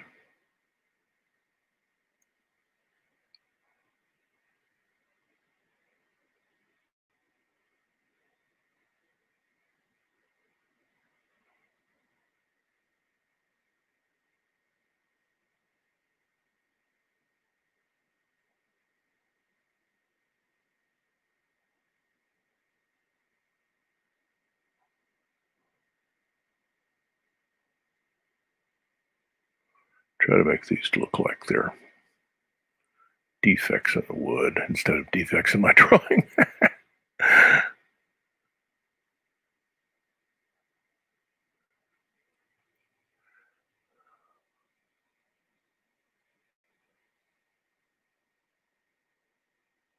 When I was just like freshman in college, taking a drawing class, a wonderful old German woman named Susie Edgar. Um, just absolutely loved that woman. And I did this drawing, pen and ink drawing of my interior of my apartment, which was a complete, utterly a mess. But the messiness of the ink drawing conveyed what a utter failure I was at housekeeping. And some of the kids said, "I don't like that. It's like really messy." And she said, "I like that a great deal. It's like I like that scritchy, scratchy line." So I picked up the word scritchy, scratchy from her.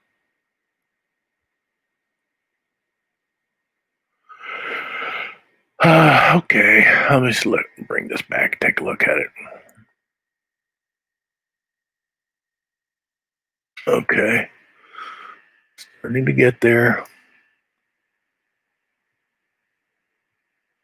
Yep.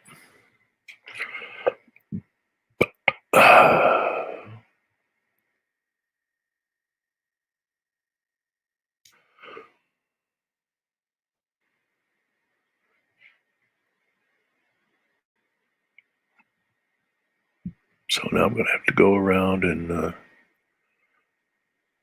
play around.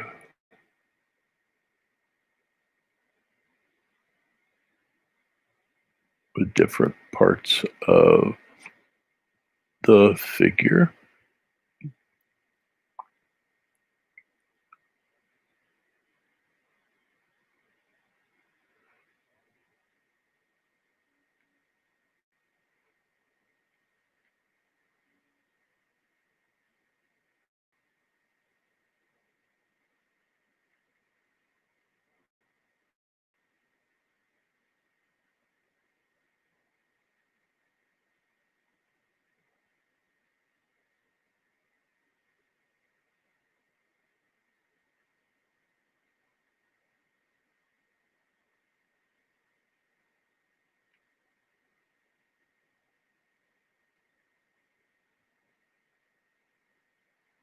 Yeah, now it's probably just I've got to. Yeah, I've got to. This looks like it's been hollowed out, so I have to fix that.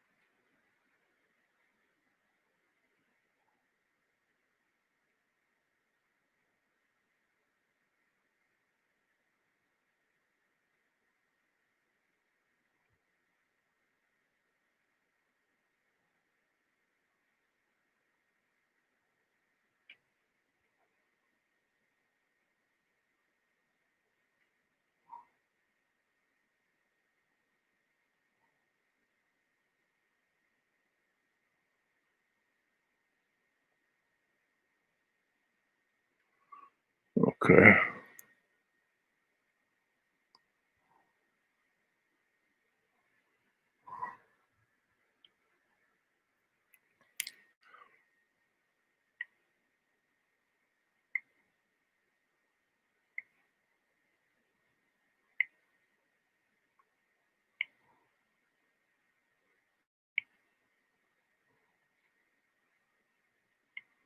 Okay, let me see if I can fix this guy's breeches.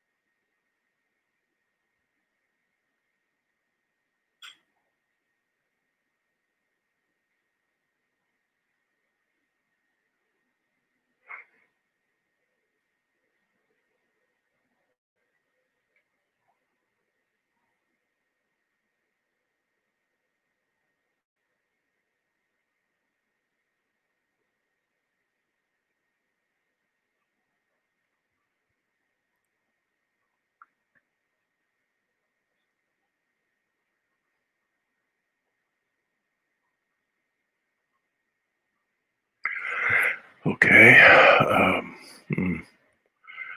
Now, this is the boots that he's wearing. I just want to suggest that they're tied up like that.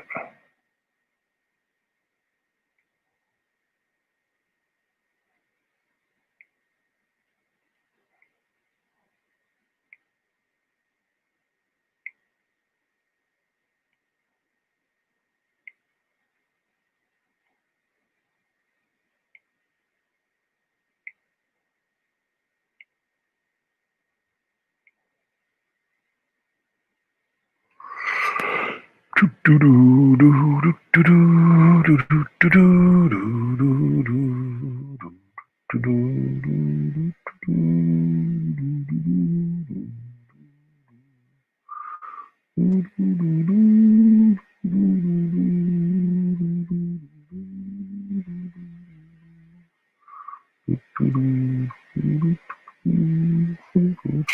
a little bit better to make it look as if that line here, this thing form here, goes on beyond all that.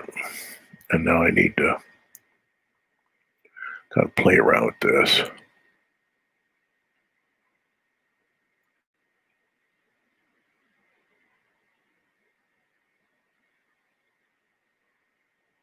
Kind of solidify it, make it look like it's wood instead of a drawing.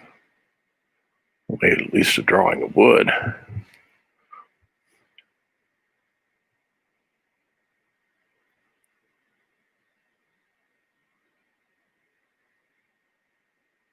After you do all this, I gotta color the thing.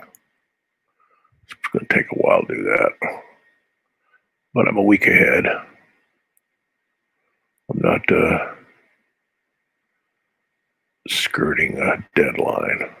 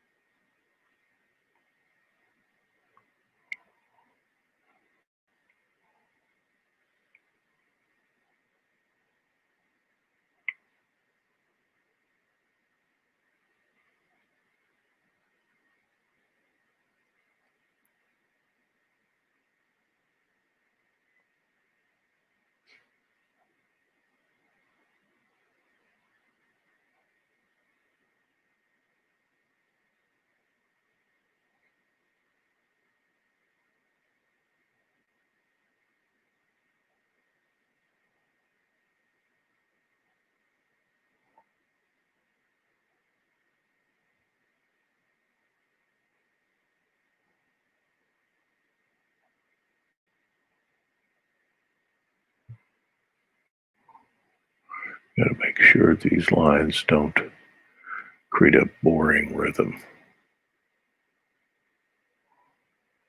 If they're not too equidistant. So I need to stick some things in there that aren't like that.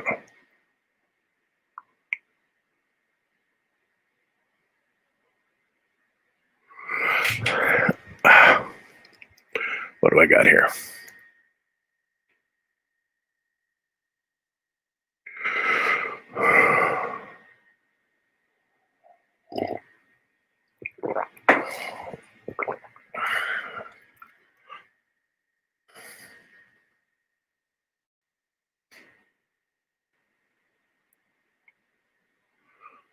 Put some feathering here.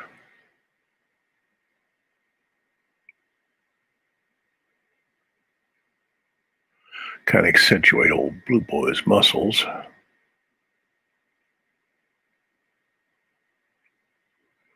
Which he's a really big kid, but a really big kid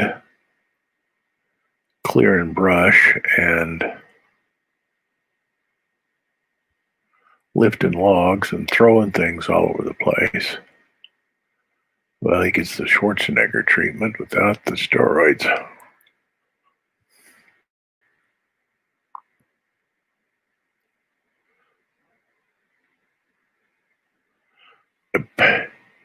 Doesn't have to take any supplements because he's a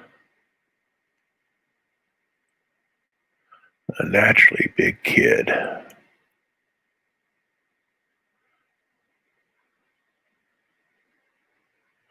Which I kind of have some secondary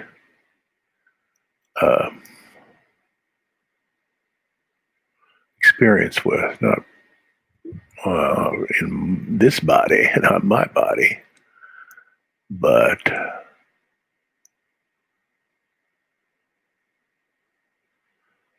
By the time my brother was not much older than this, he's huge. He's 6'7" now. A little bit smaller than my hero here, but he's 6'5" and I was 5'8". It took a long time for me to get up to 6'3". Even then, you'd be 6'3". When you got a 6'7" brother, you do not feel like you're some kind of big guy. No, you don't, because he's always a head taller than you. No matter what's going on, he's a head taller than you. That's good. Keeps you humble.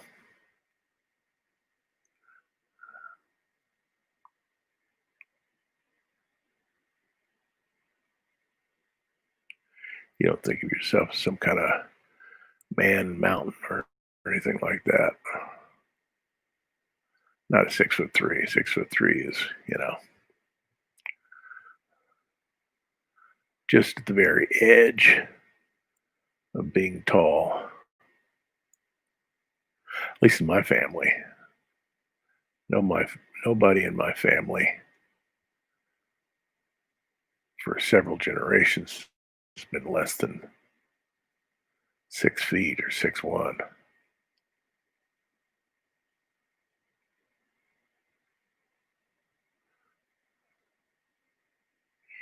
Even the women are around 6 feet. My mother is 5'11". That probably helped my brother be 6'7", because her father was 6'4" and her brother was 6'4", and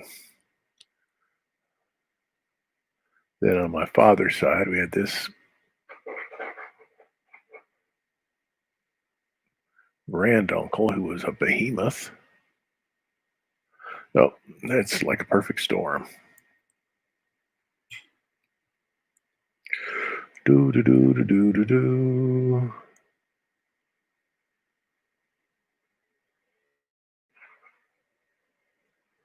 Okay, I'm going to clean this up over here, because that's just a line that it's not over here.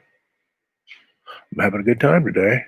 These days that I just take a sketch and augment it and build it up from scratch are a lot of fun. They usually don't match what just came before it, but I don't give a crap. I don't. They're not a perfect match, but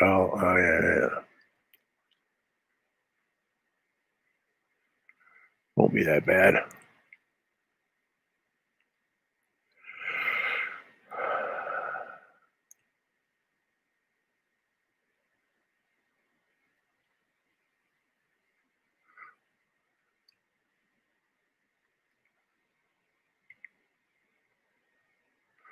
Okay, yeah.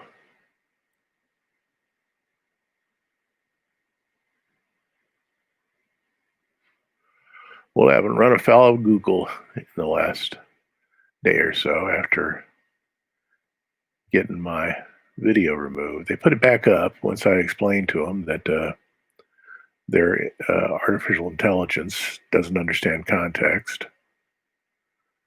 So they were nice about that. Not being nice to other people, they're pushing their weight around.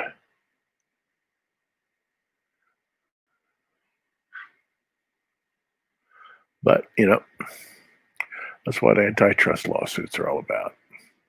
Too much power in one place. That's what the whole that's what the Constitution was all about. The 3 branches of government, all that other stuff, said that when in government, there will be no one branch of the government that has all the power. It'll be shared amongst the 3, and there won't be a concentration of power. Now, you can do that in government, What are you going to do when it happens in the private sector? When something in the private sector acquires so much power that they can use it for ends that subvert the idea of a free state. Well, that's what got Standard Oil in trouble. That's what got, I'm not sure like that. That's what got Standard Oil in trouble. That's what got AT&T in trouble. That's what got Bell Telephone in trouble. And it's probably what will get Google in trouble. Not my problem, though. That's the government's problem. I let them deal with it.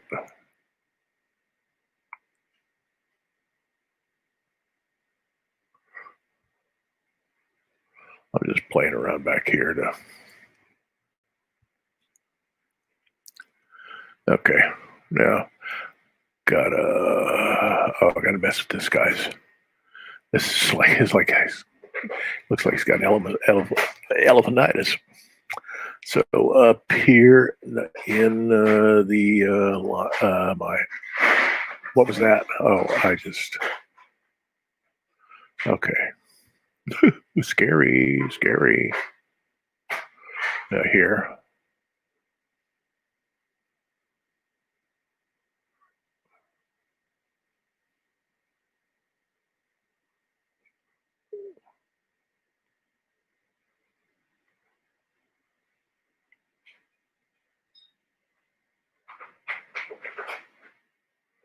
I don't think I can have it this dadgum. Yeah, he doesn't have elephantitis.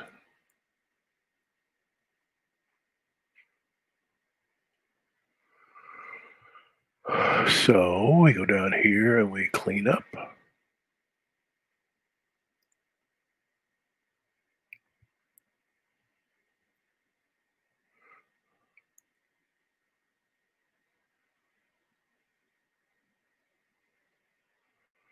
So if I get a couple of weeks ahead, there's a chance I could probably do that background scene. Want to give me back my pen?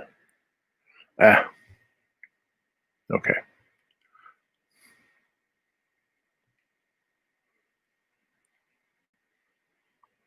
I'll probably do that background scene on one of these streaming situations, which will be fun. See if I can pull that off.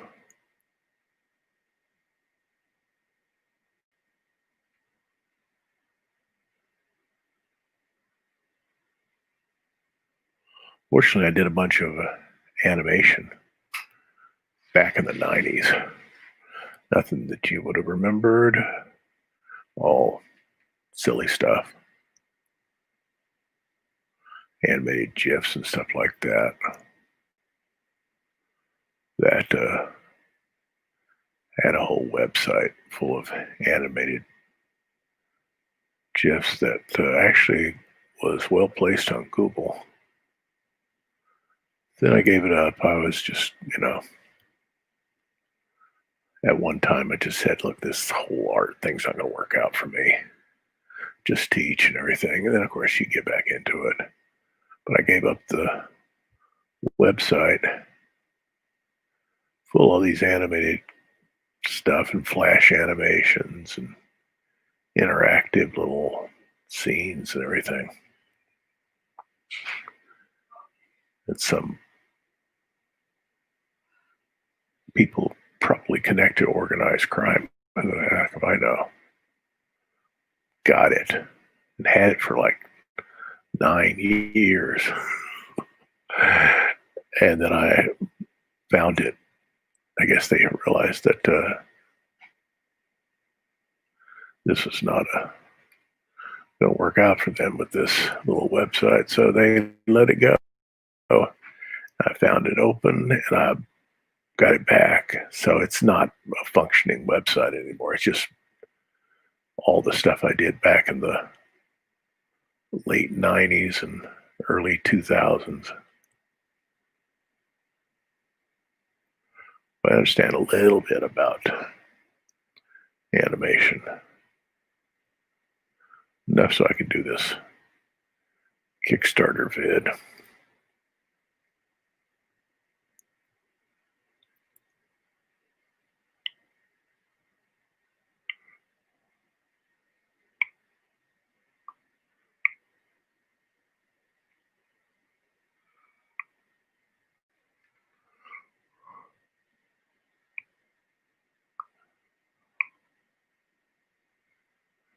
I told my students yesterday about the biology teacher when I was in undergrad school. I took biology for some strange reason because I was really bad at it in high school. Got horrible grades in biology. But I said, okay, well, I tackle this because um, it was the best thing probably ever happened to me in undergraduate school. Because this guy was a medical illustrator. But he also had a theory of studying that I adopted. Pardon me, I'll be back a second.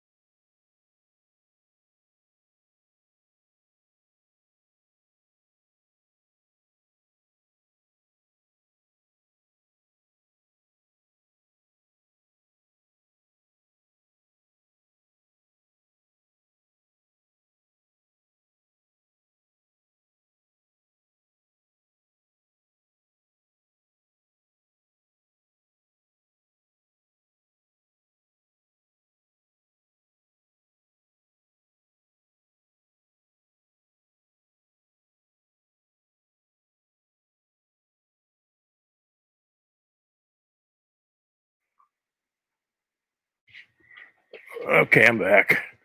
My wife was leaving to go see her sister, and I just wanted to kiss her goodbye. Okay, so back to line. Where was that? Where was Anyway, see, when I do this, I get the squirreliest kind of lines, but that's just the way it is when you're an old man. Well, I guess I better save this. That sometimes you have to do that. Hey, Ruben, how you doing?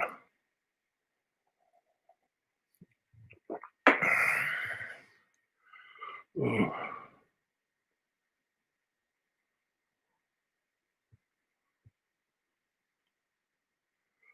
probably, yeah, do that little bit on that and clean that up a little bit right there.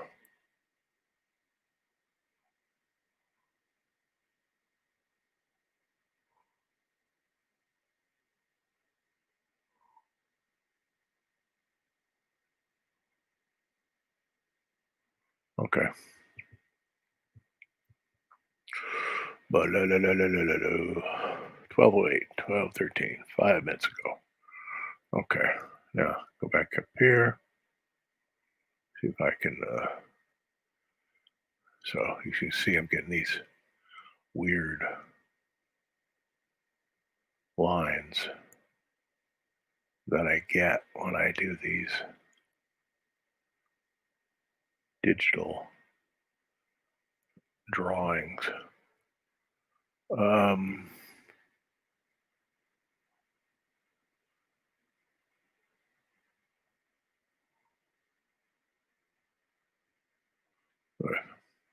D.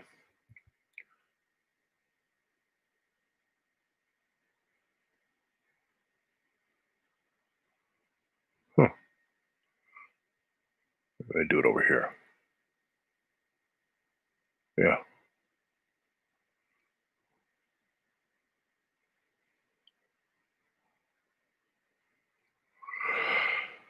Okay, back up to line using the old brush, and probably should do this a little bit here. It's a little barren. We're there.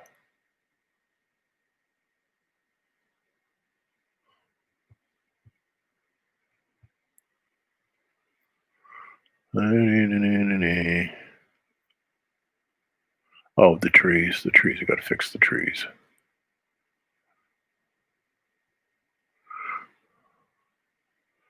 Yeah. Trees have to be look like trees. Trees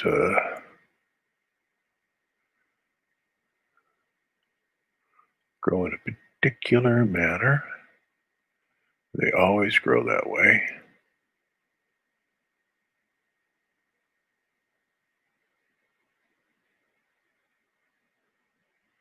They grow out like this.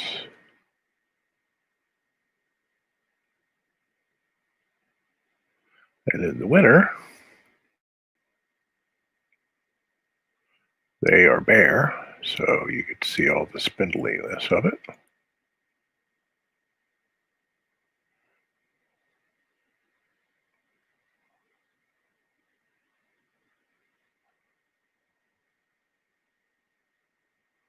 And this shouldn't be too hard to draw because you can get all quivery and everything like that.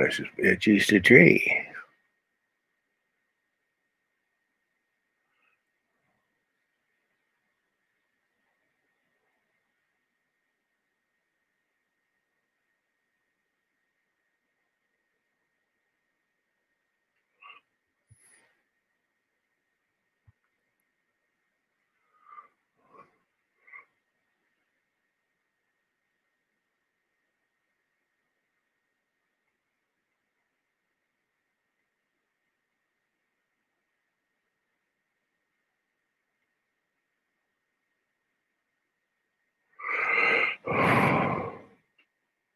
Oh yeah, you must wash dishes. We have a dishwasher. We've never used it. Um, we just don't like dishwashers. I don't mess with dishwashers too much. They're just a real. I just rather wash the dishes. But we have a deal in our house where we wash the dishes as we go. As we're cooking, we're washing dishes. We're cooking, we're washing dishes. I made pancakes a few days ago, and as I cooked, I washed. As I cooked, I washed. As I cooked, I washed. Makes it real simple to keep the kitchen clean.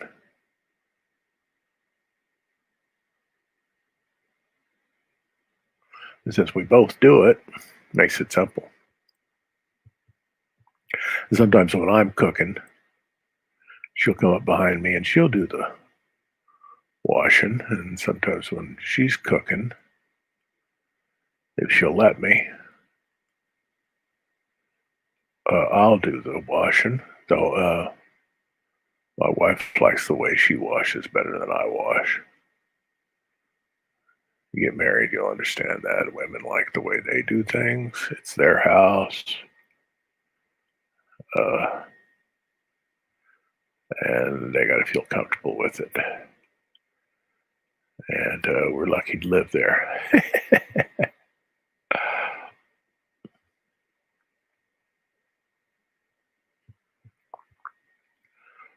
Okay, so a little more of this. Okay, now we got to get these because they look like they just sort of like got erased, and this is what they probably did.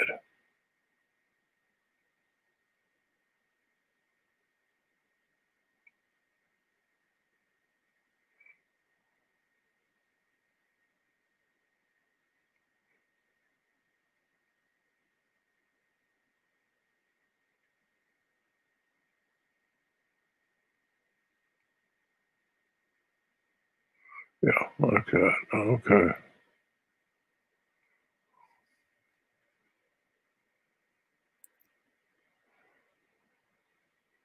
Yep, gotta get those limbs to looking like real limbs. That's a big deal.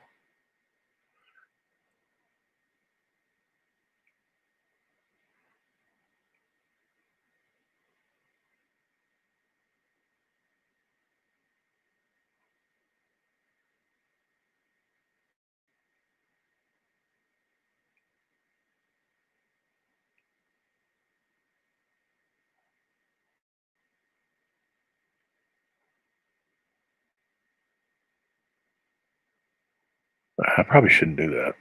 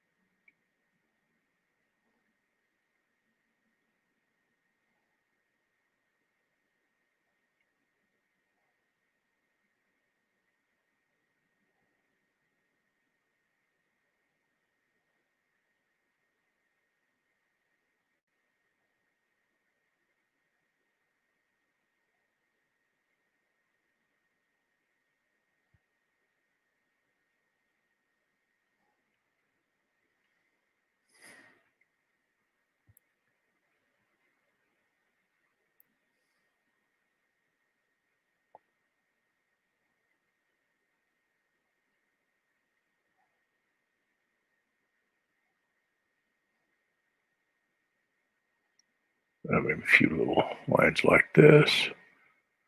We kind of give some texture, as it were, to this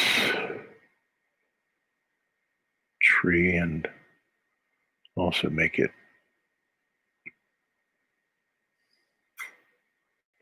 break away from the background.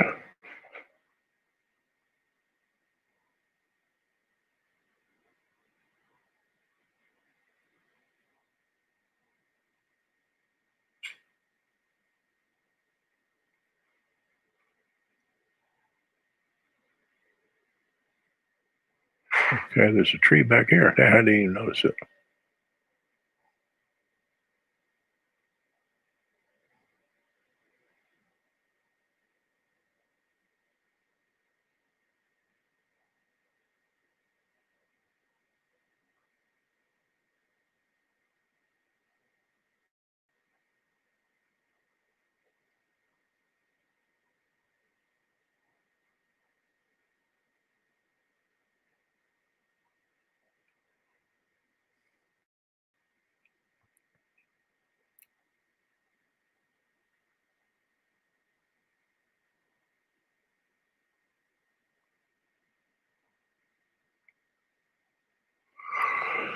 Okay, over here, got a little more stuff going on.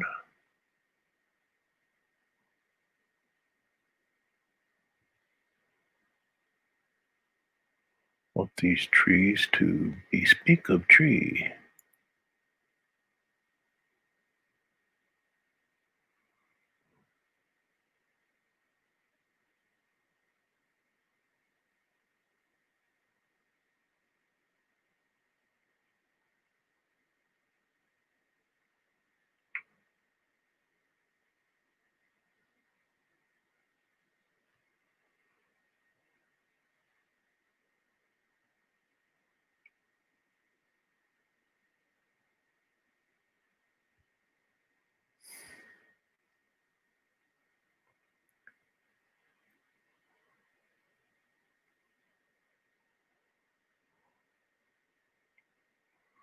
Where am I? Where am I? Okay.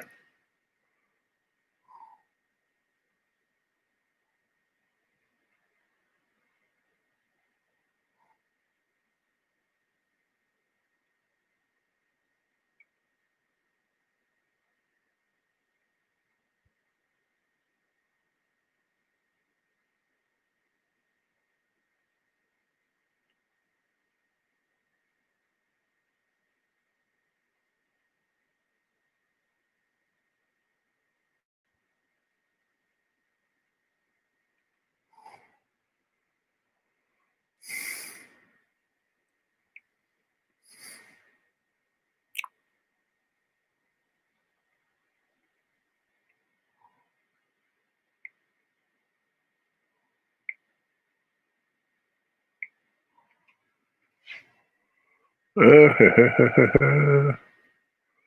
think I'm almost getting there.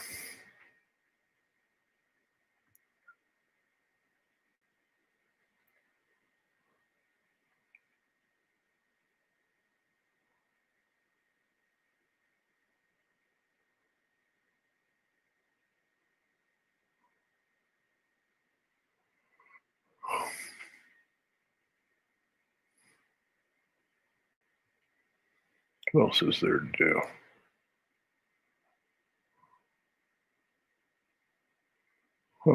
Just what about that down there?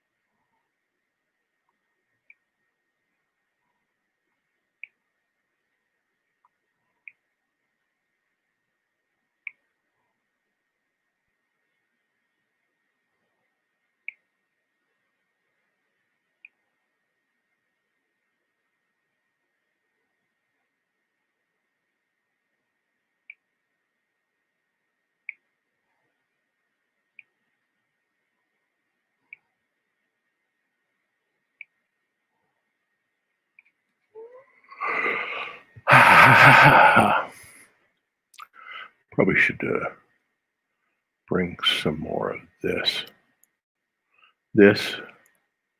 Bring it up a little bit more. That kind of wispy Stanley K. or Ralph Blumley of inking. Yeah.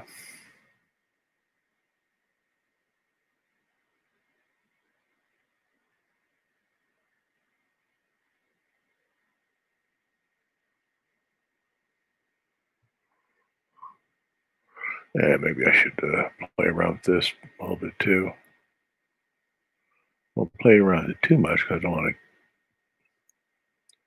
The simplification drives it back into the background. You want it to be in the background. You don't want it to be up the same level as Blue Boy, which I'll take care of with the color. The color will take care of that.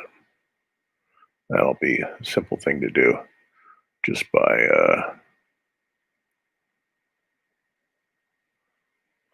modifying the color, making sure Blue Boy is the focal area and all these guys whole plane.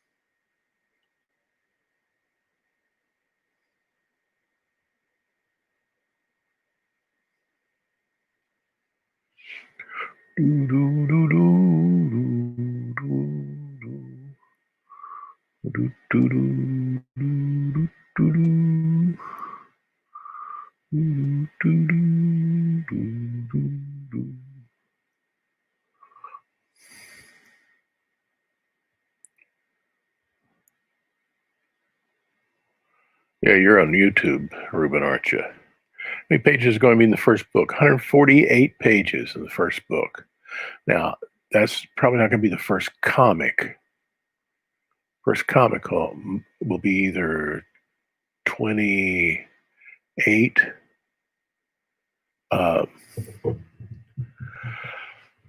56, or 86 pages, depending on how successful the Kickstarter campaign is. If it's real successful, then we go all the way up to 86 pages, which would be about half the book, a little over half the book. It would be the first 4 chapters. If it's a very modest campaign, then it'll just be the first 2 chapters. A little more successful, the first 3 chapters. And then we'll put everything else that's in the book in the last issue. If it's real successful. If it's just modest, then I just come out with about 6 issues of about 28 pages each, or 5 or 6, something like that. And just play it by ear. And then at the last, when I got everything out, I'll do a Kickstarter campaign. Maybe that by the time everybody kind of noticed that I'm alive, and I'll have my 148 page version. It's be about, let me see, I've got 144 plus we do an epilogue of 4 pages, and then I add 4 pages of that. So it's like 152 pages, the whole comic book with covers. I already got a really good printer who does some really, really fine comic book printing. Yeah, thank you. Tell all your buddies about it at Ringling. You know, tell everybody I need as much help as I can get.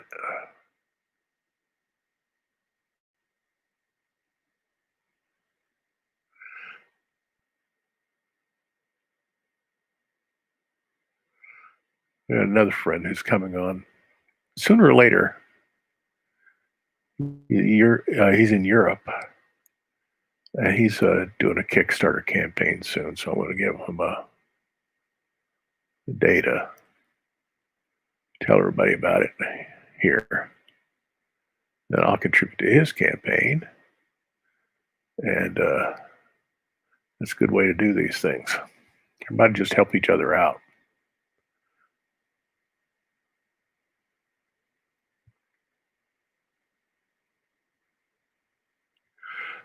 And mine's going to be a limited edition, signed and numbered, like it was like you were doing printmaking, an etching or a lithograph. And who knows, that'll make it a collector's item. You know?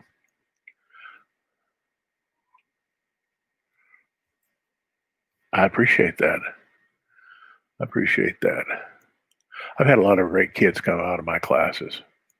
That's one of the coolest things about being a teacher is that as difficult as it is, because you know they put all the worst kids in my classes, because I was 6'3".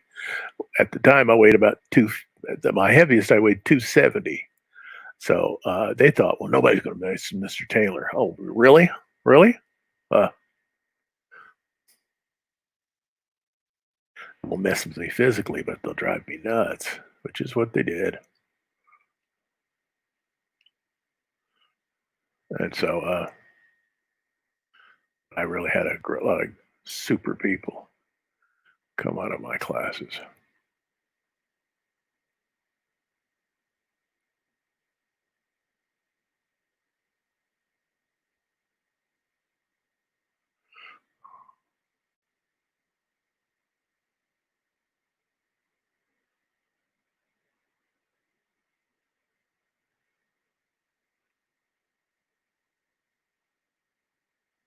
I give this guy some eyebrows. That's one thing I really wish I had some heavy duty eyebrows, but wasn't gifted that way.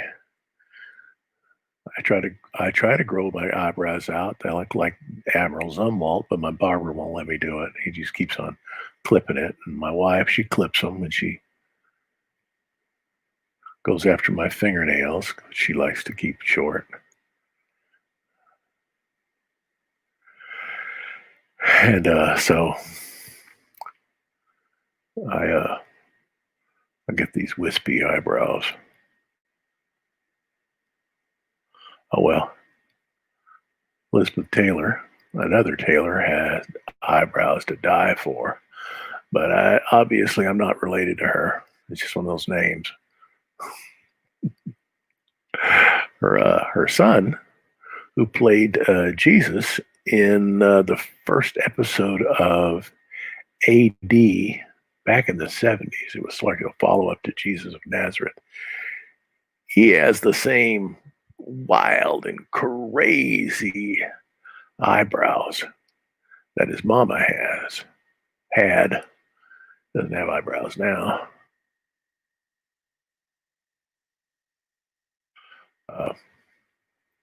Well, what the heck? Eyebrows, just eyebrows.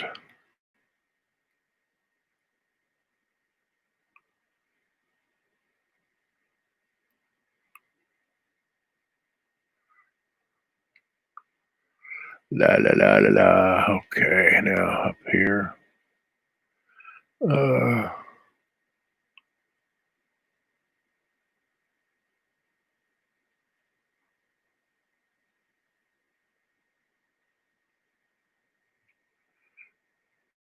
Oh yeah, sure, sure. Look like the Joker.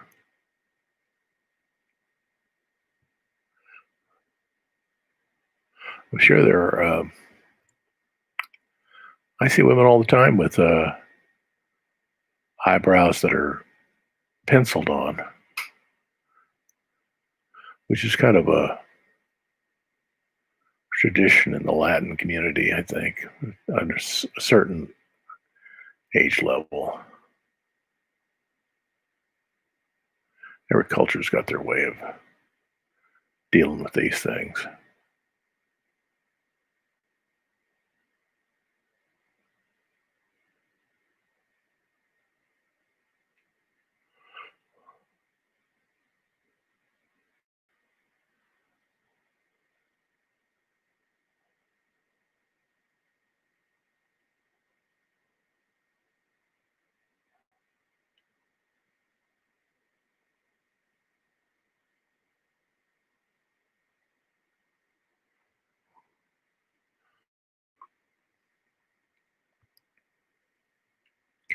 Oh, do, do, do, do, do, do, do, do, do.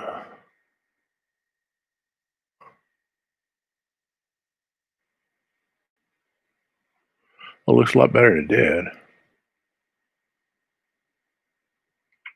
See, do I have the scan? Yeah, this is what the scan looks like. So it looks a whole lot better than the scan. Yeah, big improvement. Probably a little bit squirrely right here. And when you get it out, uh,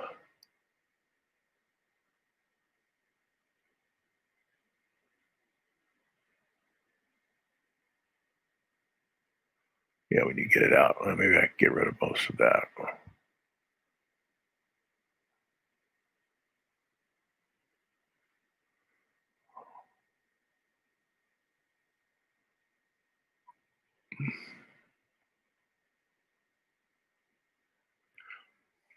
You know, I think I prefer. I don't like it when it's just a straight, hard line to denote the seam of the sleeve. Let's save this. Okay, we're at 2 hours 39 minutes. I have another one. A few pages before that, page 77, I'm going to go into with this stuff. Okay, that looks good. I'll color this tomorrow.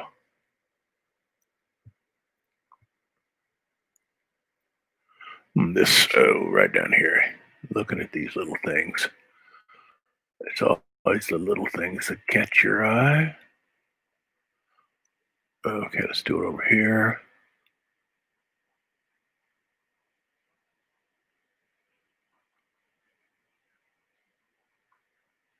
I don't think that's working. It just needs to.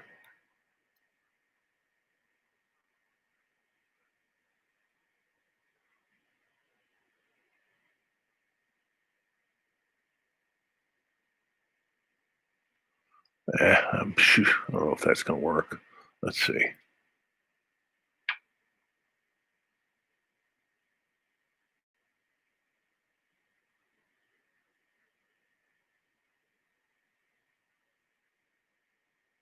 No, it's not going to work. With all that, I didn't have it like that. Then I look at clumsy and dumb like that. Yeah, that'd be better. Okay. Oh,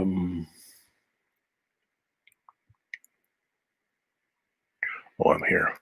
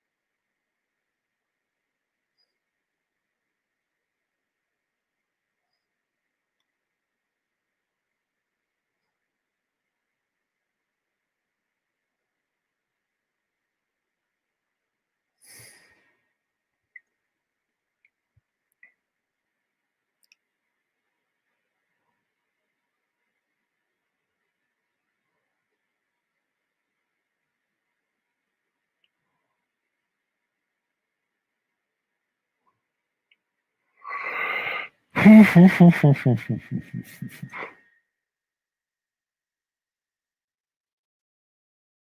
I'm going to save that and mess around with page 77 because it's a little too simple. Page 77, just a little too simple.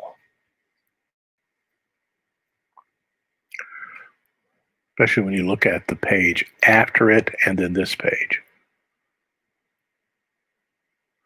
I've got page 78 over here, so I'm going to open up page 77.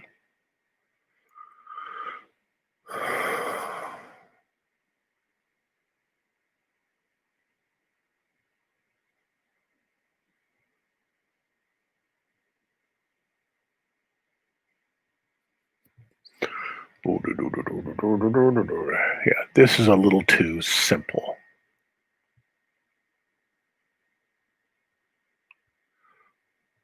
So I want to play around with the line layer and give it some pizzazz.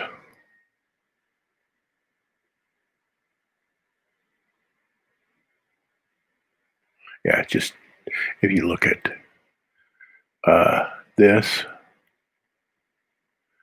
and then this, it's too simple, and it's not going to get hurt.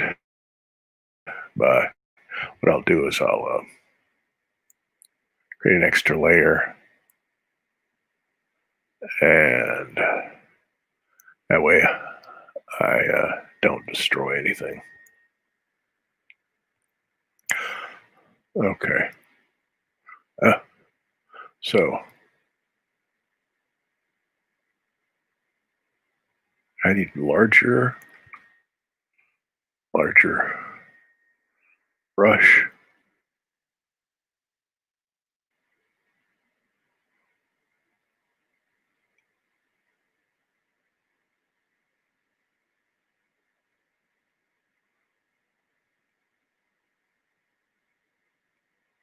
I'm probably making most of this stuff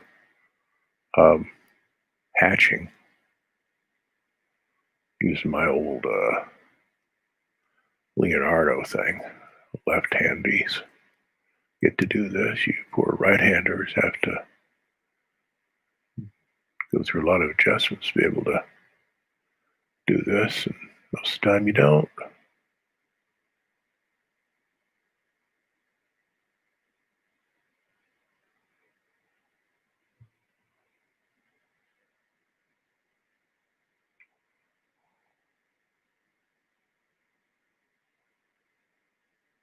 See since I did all these contour lines with a mechanical pencil on bristle board, they're real clean.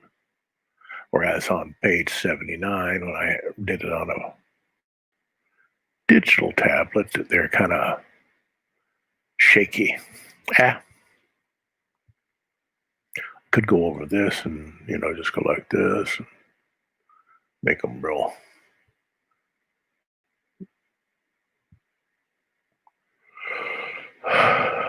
Same kind of quivering line, but I don't think I will. It's an awful lot of work.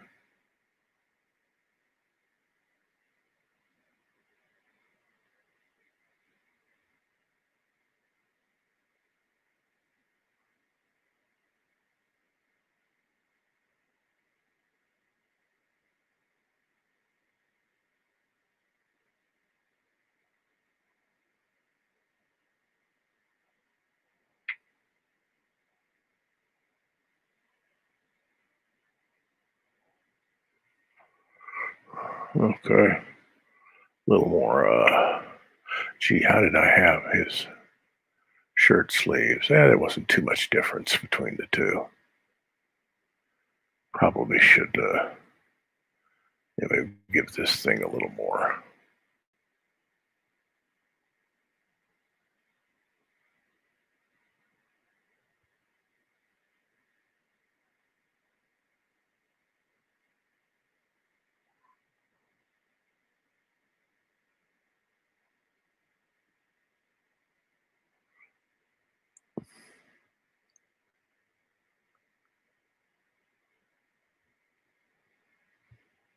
Well, what you doing?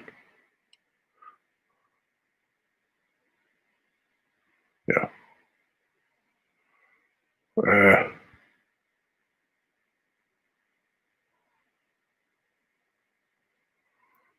okay, that's yeah. What can I do?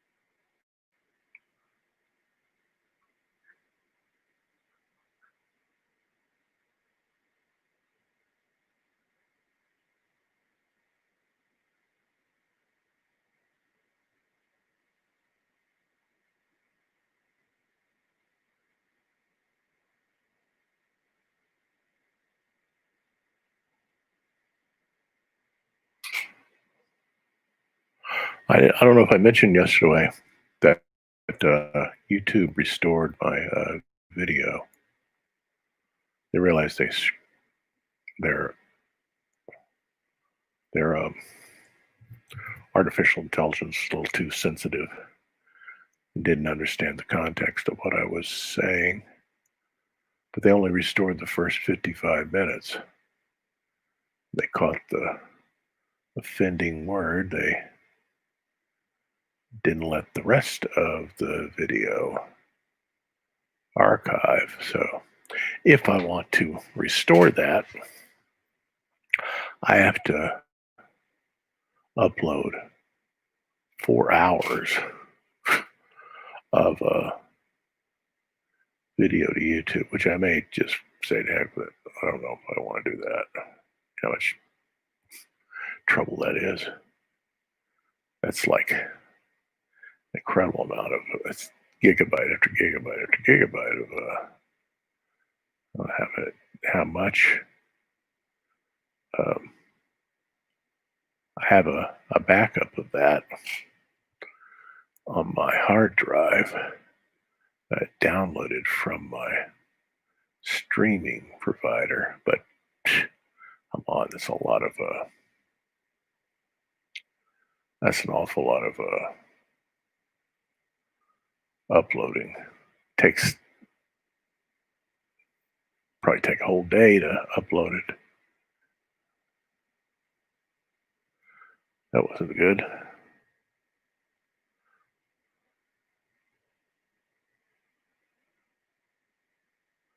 Okay.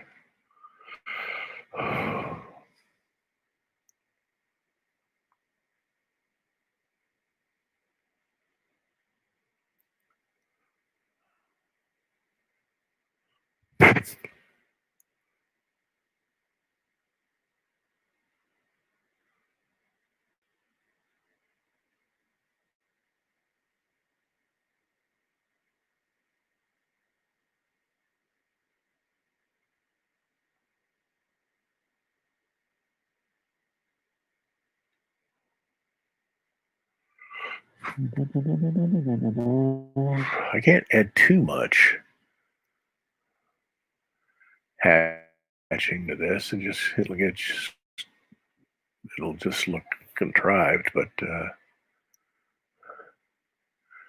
oh,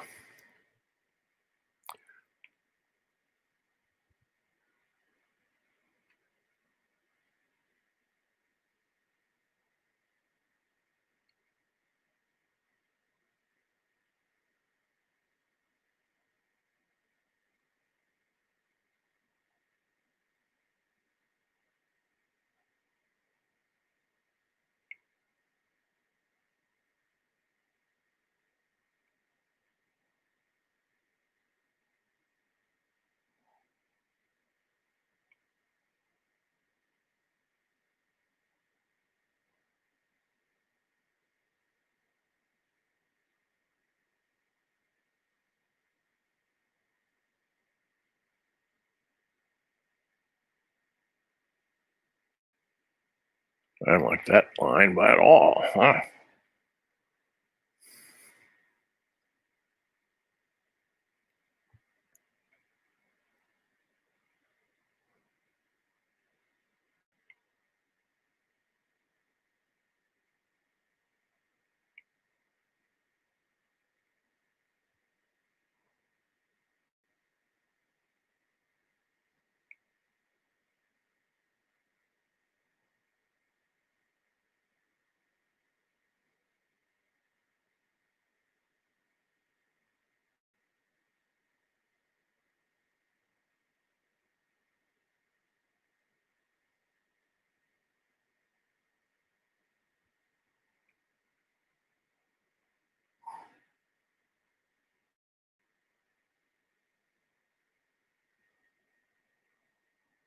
I can't say the trigger word because it would trigger them again.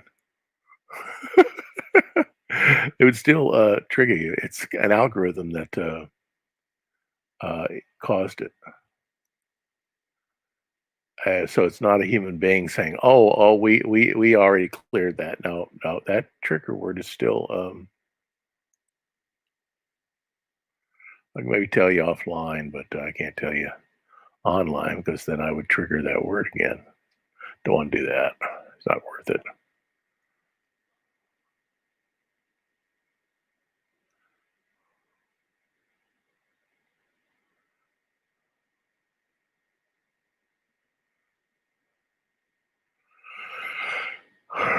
Google's trying to do their best to combat terrorism, so you get caught up in some of this stuff occasionally. Hopefully, terrorism isn't one of their words. Let's see if that does. We'll find out in a few seconds because there's a 10-second delay.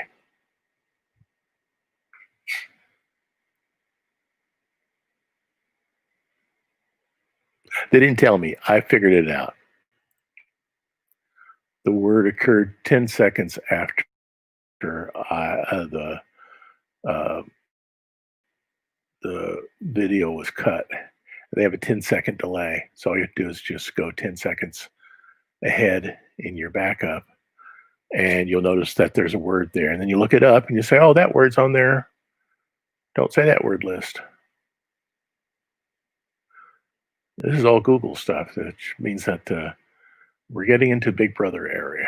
This is all Big Brother stuff. What are you going to do?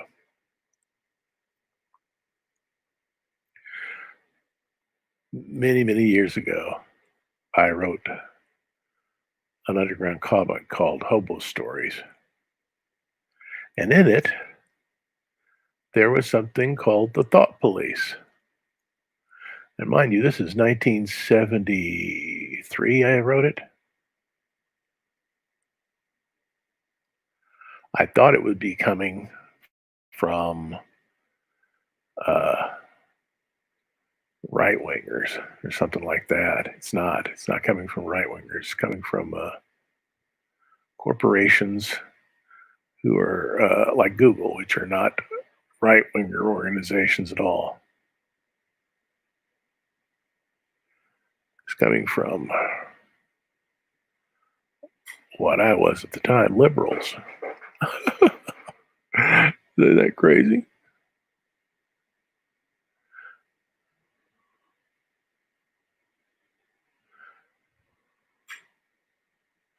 So I was right for the wrong reason.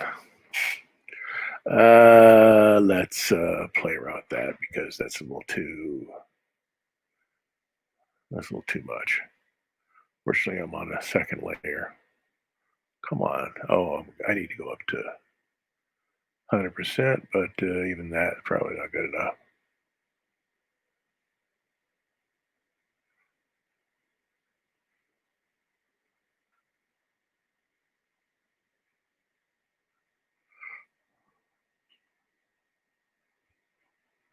No, they're going to leave me guessing. I'm a nobody, and they're Google, they're YouTube. They get to do what they want.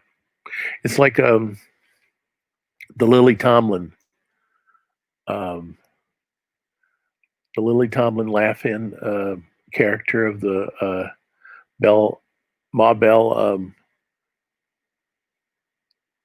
um, operator, and she would say, "One ringy dingy, two ringy dingy, three ringy dingy," and then somebody would answer, and they'd be complaining. It says, we're Bell. We don't care. We don't have to." This is before the Ma Bell was broken up into little pieces, which they're buying back. You know, Bell South was bought by AT&T. There is no Bell South anymore. That's all. They're getting it back. AT&T owns CNN. There's all types of stuff. So these things happen. And the same thing goes on to Google. Well, we don't care. We don't have to. We're Google. Oh well.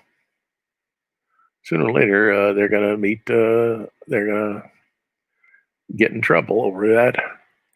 Elizabeth Warren wants to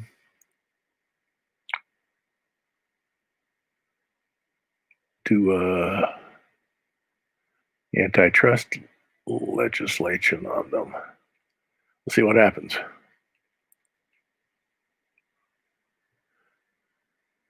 But nobody's going to pay attention to what happened to me because it wasn't that big a deal.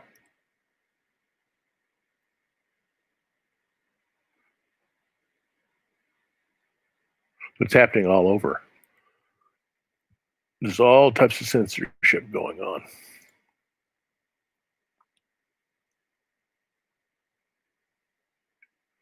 Which I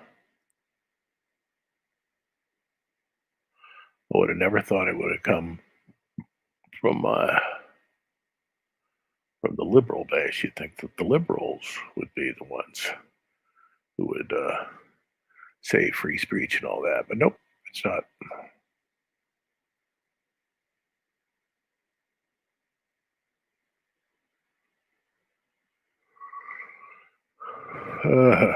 Okay. So now you see I've got these highly detailed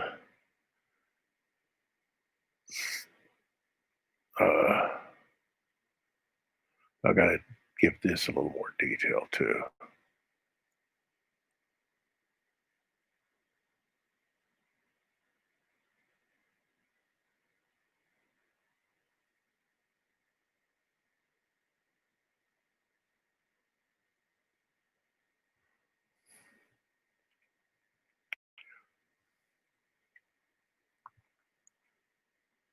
Well, when I was in 1973, Richard Nixon was the president.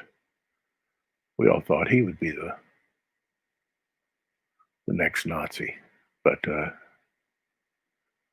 wasn't true.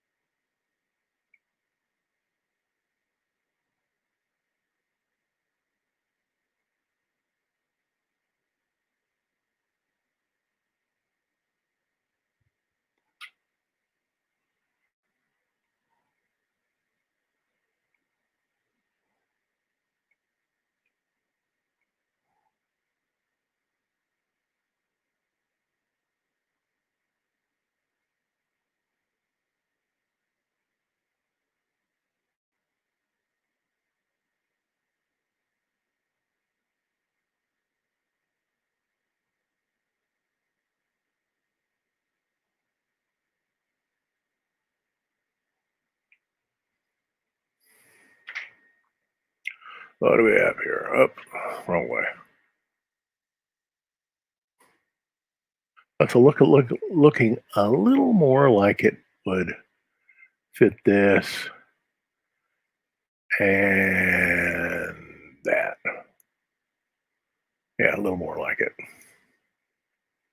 It's not such a big leap. So let's bring this up here. And about 3 hours. I'm not going to go much longer. Let's play with Blue Boy's face a little bit.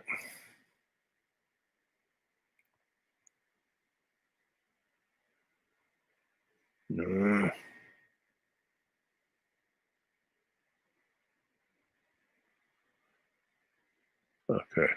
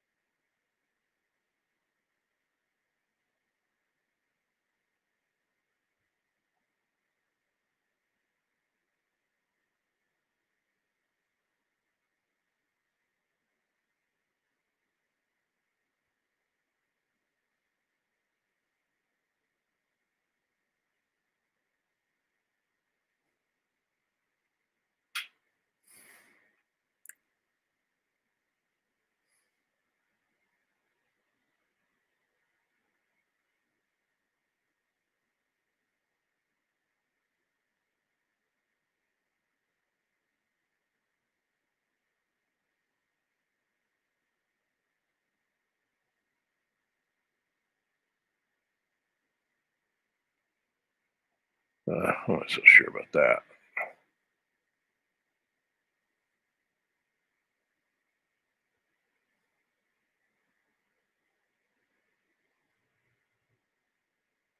Yeah, get rid of that.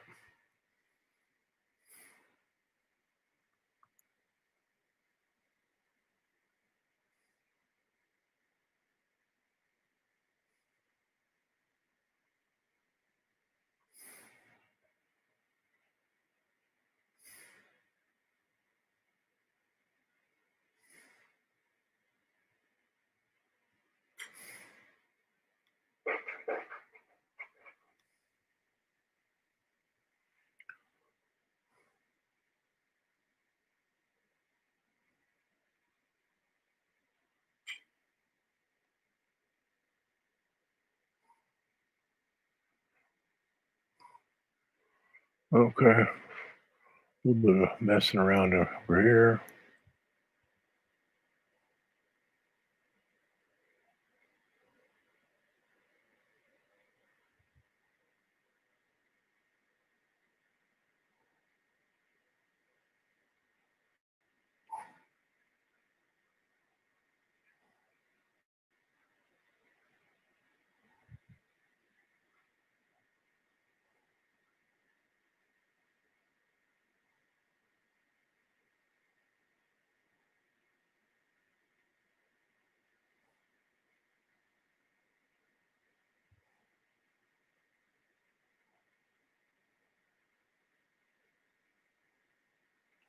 I don't like that. Get rid of that.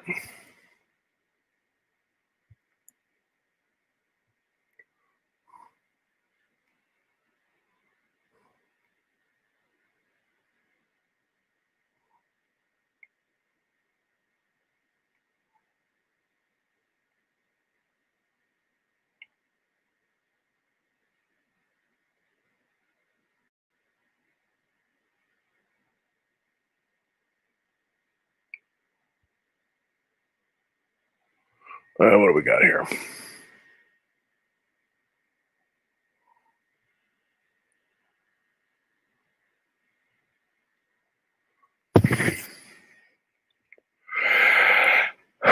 Come on, guys. There. I think it's the best I can do. Yeah. Let me see what it looked like without this.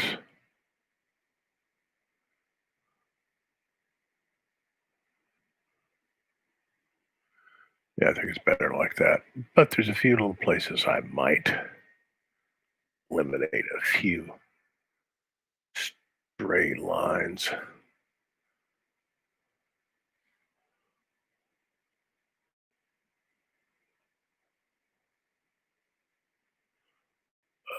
Such as a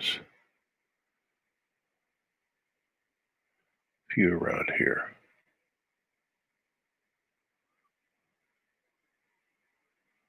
Like that. Yeah, I think that's better.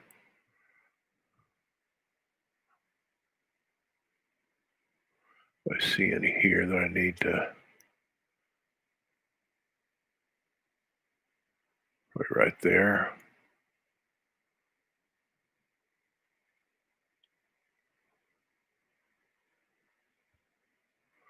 Do that.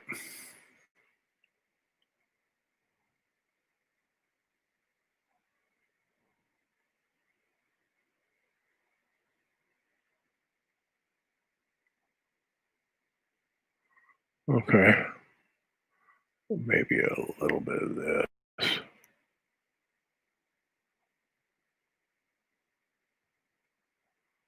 Okay.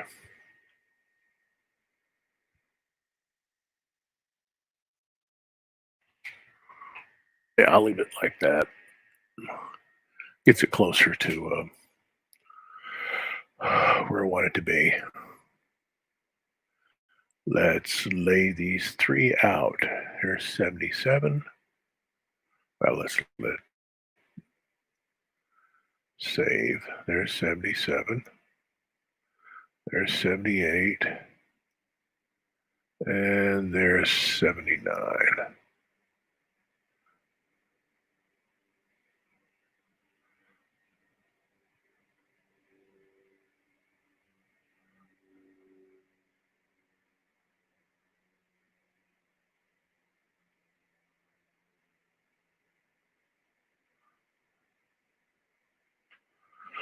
So it's not too horrible. And the coloring on that last page,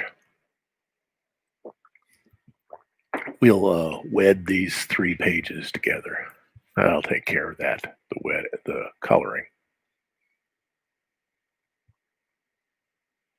Yep. So 3 hours, 11 minutes into it. And today I did not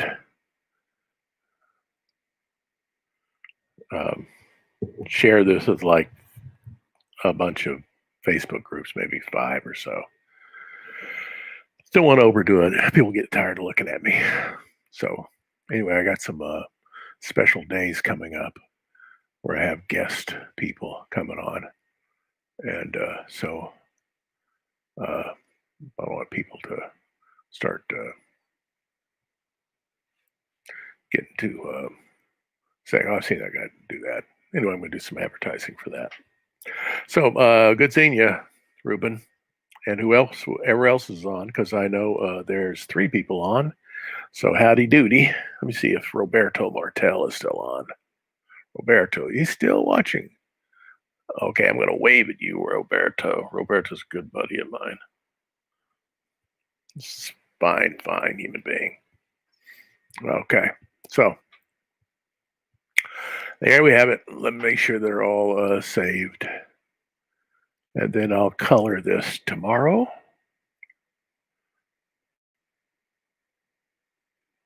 Don't need to save that.